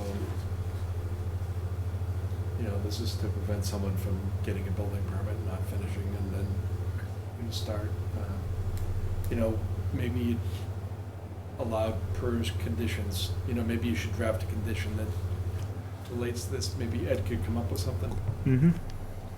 that reflects how a multifamily project like this, whatever you decided is, should be constructed. What do you mean? I can't put it in words because I don't build these things. Yeah, it's But as long basically as what they Ed did was- last time. Was satisfied that they're moving right along with the project? Yeah, it'd be similar to what, Yeah, as long as they're actively engaged in constructing the project, no the building permit stalling. automatically extends. We have The some, permit- language in one of our decisions that talks about, like, you know, once you begin, you have to diligently prosecute Right. completion towards. Whether, et cetera, full et cetera. occupancy. But I mean, Ed would be making that decision, not just someone, you know, the economy gets bad and they just move piles of dirts around it. Waived, you know, or partial waiver to allow them to not meet that Demonstrate, standard, but to demonstrate that they're actively engaged, continuously actively engaged, provided they are actively engaged in, Yeah, we gave it in the original Project. one as well. I mean, it does cover them in case they have to get all the building permits at once so they can get financing started, right? So they know that there's a real project, they can get financed, and then they have to buy the materials, and they can't get materials for everything at once. Can't get materials for the stuff they need to get for sometimes, right? Take longer. So it does cover them for the time it takes to phase in the work. So I think it's not unreasonable. It's right above general bylaw on page 3, the original decision. and then the next one is the curb cut permit. Didn't you get one of these? Now, real quick with that, Bob, would you put that language together? Yeah, with Ed that. and I will do that one. Okay. Because, again, the economy's great, everything's moving now, but I'd hate to see it stall and just, again, you I know, don't you never know. I haven't met a developer that likes on the to side. Sure. install either, so Yeah. it costs them money. This is what we did. No, but I'm just saying, the other one that we So- did, it was on the side. I see what you're saying, okay. Road, what we So on that curb accepted, cut what we permit, didn't I mean, accept. that's why you're looking at the site plan, so I think that should be, you know, if you're gonna approve any project, you should approve that one. Yep. You don't have to get a separate special permit for that, because you're looking at the issues right now. So now we're on the general bylaw. So now you've taken off your zoning board hat, and now you're looking at your selectman hat or something else. Right. Take all the hats and do something with them. General bylaw, can you go up to that first one, Casey? Oh, other way. Okay. General bylaw, keep going. Good. So we have a Earth removal. earth removal bylaw. You know, you'd probably grant that as per conditions. Right. Earlier tonight, I mentioned our earth removal conditions, they're pretty good. Yeah, they are. I agree. I think, So, you know, this is not like our project on Ferry Street where they want to remove 350,000 cubic yards. This is probably a 20 or 30,000 So cut. Modera was going across the street, right? Yeah. The phase one. But they could have taken it somewhere else. Well, do we want them to do that? Like, what are they doing with it? Do we know what they're doing with it? So the condition that I recommended that you include is that they provide you a truck route, Okay. a revised cut and fill analysis, a duration, estimated duration of the earth removal operations, number of truck trips that they plan to do, Yep. and a truck route map for your review. What you don't want them to do is start driving through the residential neighborhoods. You don't want them Correct. driving through, you know, the neighbors up here. that You don't want covers you them and driving up covers there them. on their way out.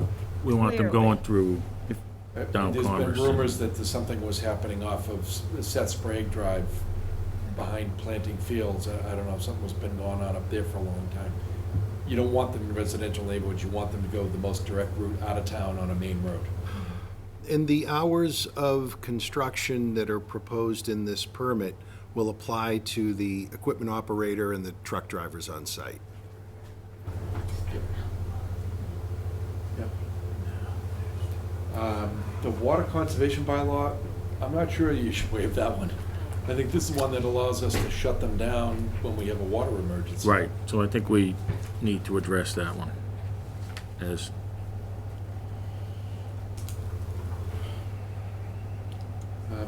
I don't think anybody would fight you on that, and if they did, I'd like our chances. okay. Oh my God, we gotta win. Let's go, what's the next one? Sanitary sewage disposal So- bylaw. So, you know, this is a project that's gonna get a state Title V permit. So wastewater disposal permit from the state. Right. So it won't be complying with those. Yeah, just for clarity, it's Title V related, but it's a groundwater discharge permit. Groundwater discharge. Right. So it's a rigorous environmental review. And I think that's it.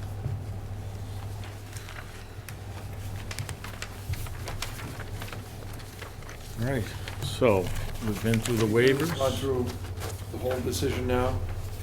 And then you've talked about Ed's conditions, and now you've gone through the waivers. Yes. I think probably what makes most sense now is to try to look and see what that looks like on. Right, well, let's consolidate this into this answer, and then we can hopefully And review I think it that. would be helpful for Heidi in particular to kind of articulate her position on some of the ones that she's indicated she Right. feels strongly about, so that the board can consider those at the next time you do it. So we're gonna meet again on the 27th for our normal stuff. We can add this to the agenda, right? Not here the 27th, just so you Can know. you Zoom? No, my daughter's having surgery, so I'm just probably not gonna be available. You can keep it on the agenda, but, you know, if Heidi's gonna be a voting member on this, Well, I know, she'll have to be here. without her. Did you already check for other days next The week? 29th is, we have to have this answered by the 4th, which is Tuesday of the week after. So we would have to do another special meeting. What's the opportunity of any continuance from the 4th? We can't get a continuance, we Well, asked. the applicant can extend the time frame, but, you know, let's try to see if we can get it done. So the 4th, we have to have the completed written answer. We have to file that with the town clerk. Right. By the So end we- of the 40th day. Right, so that, we can't meet on the 4th. Monday is the 3rd. We gotta get this done next week in order to give time to Or write it If you together. have to, you'll schedule a time on the 3rd and get together and vote. Yeah. Or, you know, if you can ask the applicant for an extension of time to So- file the decision. Is everyone available on the 29th, which is next Thursday, and do we have a And venue? I'll commit to getting you a decision Yeah. that reflects everything you've discussed tonight, and it'll be a lot further along. And you can make it on the 29th. Make- Yeah, that's just, I just want to have a buffer so we have another day in case we need it. So are we open on the 29th, Nancy? I got your, did you check? What's that? Did you check the calendar? Of course not. Oh, I Is- thought you did, that's right. Is it right over there? Is it on that desk over there? But Brian will put, give it to I Jane. thought they had a little list sticking out on that cabinet. I don't know, they have curtains now. But Oh, didn't- they don't have a book outside? Oh, all right. But Heidi can't make it, right? So you- No, the you were- 27th, which is our normal Sorry. meeting. Yeah. Check them off site.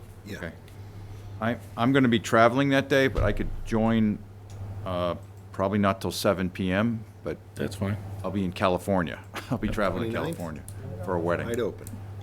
Let's So do you can 7. come in via Zoom. Oh, yeah, I could do that. I just, We're gonna have a lot to get through, Ed, so, right. No, I hear you. I wanna review it too. Yeah. So, but I can do that. I just can't do it till, it's open? All right, so, I think it was open when I sent the note last week, too. yeah. So set us up for 6:30 on the 29th. Gotcha. And then in the interim, whatever Bob has, I'm not gonna watch the Patriots this week. Work on ZBA matters. exactly. So, all right, It's gotta be a so, better game.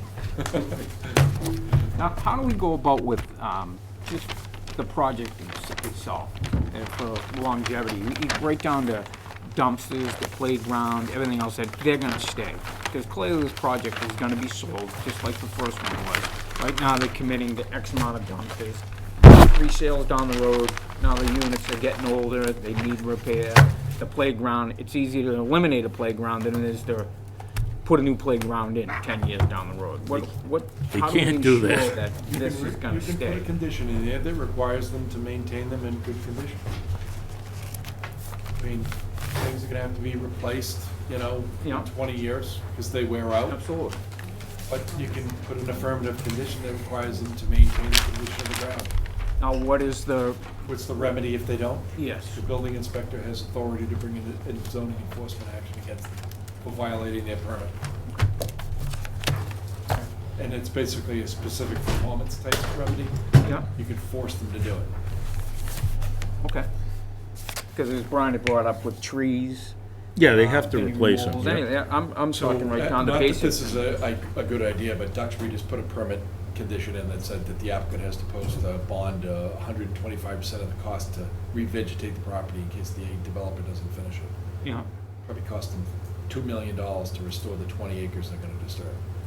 It's a ridiculous condition. You can't do that. Yeah. You bring a enforcement action, the building inspector has authority to do that to enforce the permit. If they let all their vegetation die off, and it's a requirement of the condition of the permit that they maintain their landscaping in good condition, then Andrew can go after them. Town can go after them. Okay, and that would be, they could be fined and, Not fine, but specific performance. okay. And that carries forward if they sell the property to the, That would be, it'll be binding on successors and assigns.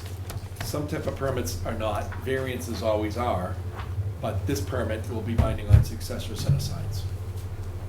We can require them to inform any potential purchaser and acknowledge that they'll be bound by that too. And that language can be in there. We can add that. Okay. Yep. All right, do we have anything else, Nance? This was the only thing on the agenda. All right. Make a motion that we close meeting. Continue the meeting to the 27th for now. 29th? No, 27th. Yeah, and remember, you're just deliberating. We're just You're just deliberating, you're not held, there's no public hearing to Right. continue to another date. You can add it to the agenda on Tuesday, just as a safekeeping matter, in Right. case there's a question that comes up. I would add it Yeah, to the I agenda agree. on Tuesday in case that it comes up, but I wouldn't deliberate without Heidi, Right, we won't. and then add it, deliberations on Thursday. Thursday, the 29th. Right. Do I have a second? Harry Keane, second. Everyone, all in favor? Harry Keane, aye. Mark Corwin, aye. Brian Murphy, aye. Heidi Conway, aye. Brian Sullivan, aye? JJ? Corazza. Thank you. I forgot I was here. All right. Mr. Chairman, I just want one little piece of business on another project, the Starboard Academy that's before you now. I'm sorry, I can't remember how many students. I haven't read all the documentation yet. I want to say 120. 125 or so. 120 students. I've been in touch with Mr. Cottignani, who is the project manager. I believe he appeared before this board a couple of weeks ago. He has been desperately trying to get a hold of Jack Gillen, the traffic engineer for the New England Academy. He has been unsuccessful in doing so. He did get a hold of Jeffrey Dirk, who is prepared to prepare a letter showing the trip generation for that project, so at least we'd have a document that shows us what the, weekday peak hour, evening peak hour impact is, so a fair share contribution could be calculated on their behalf. So he's doing everything he can to try to get that done before your next hearing, and get it to my team so I can review it. So we've already started a review. There's no traffic study per se. They're doing a operations analysis or operations summary for us to explain how the traffic will come and go, how it's managed, similar to what New England Academy did. Apparently, it's not everybody showing up at one time. It's spread over 3 hours, so that's helpful to know. 3.5 hours, he explained. So I said, you need to put that in writing and submit it to the board. So he's doing that now. Okay. Thanks, Ed. So a motion to close. I mean, we continued. Harry Keane, second. So I think did we already continue? I think Close. Did we end the meeting? We already ended it. did that. We ended it.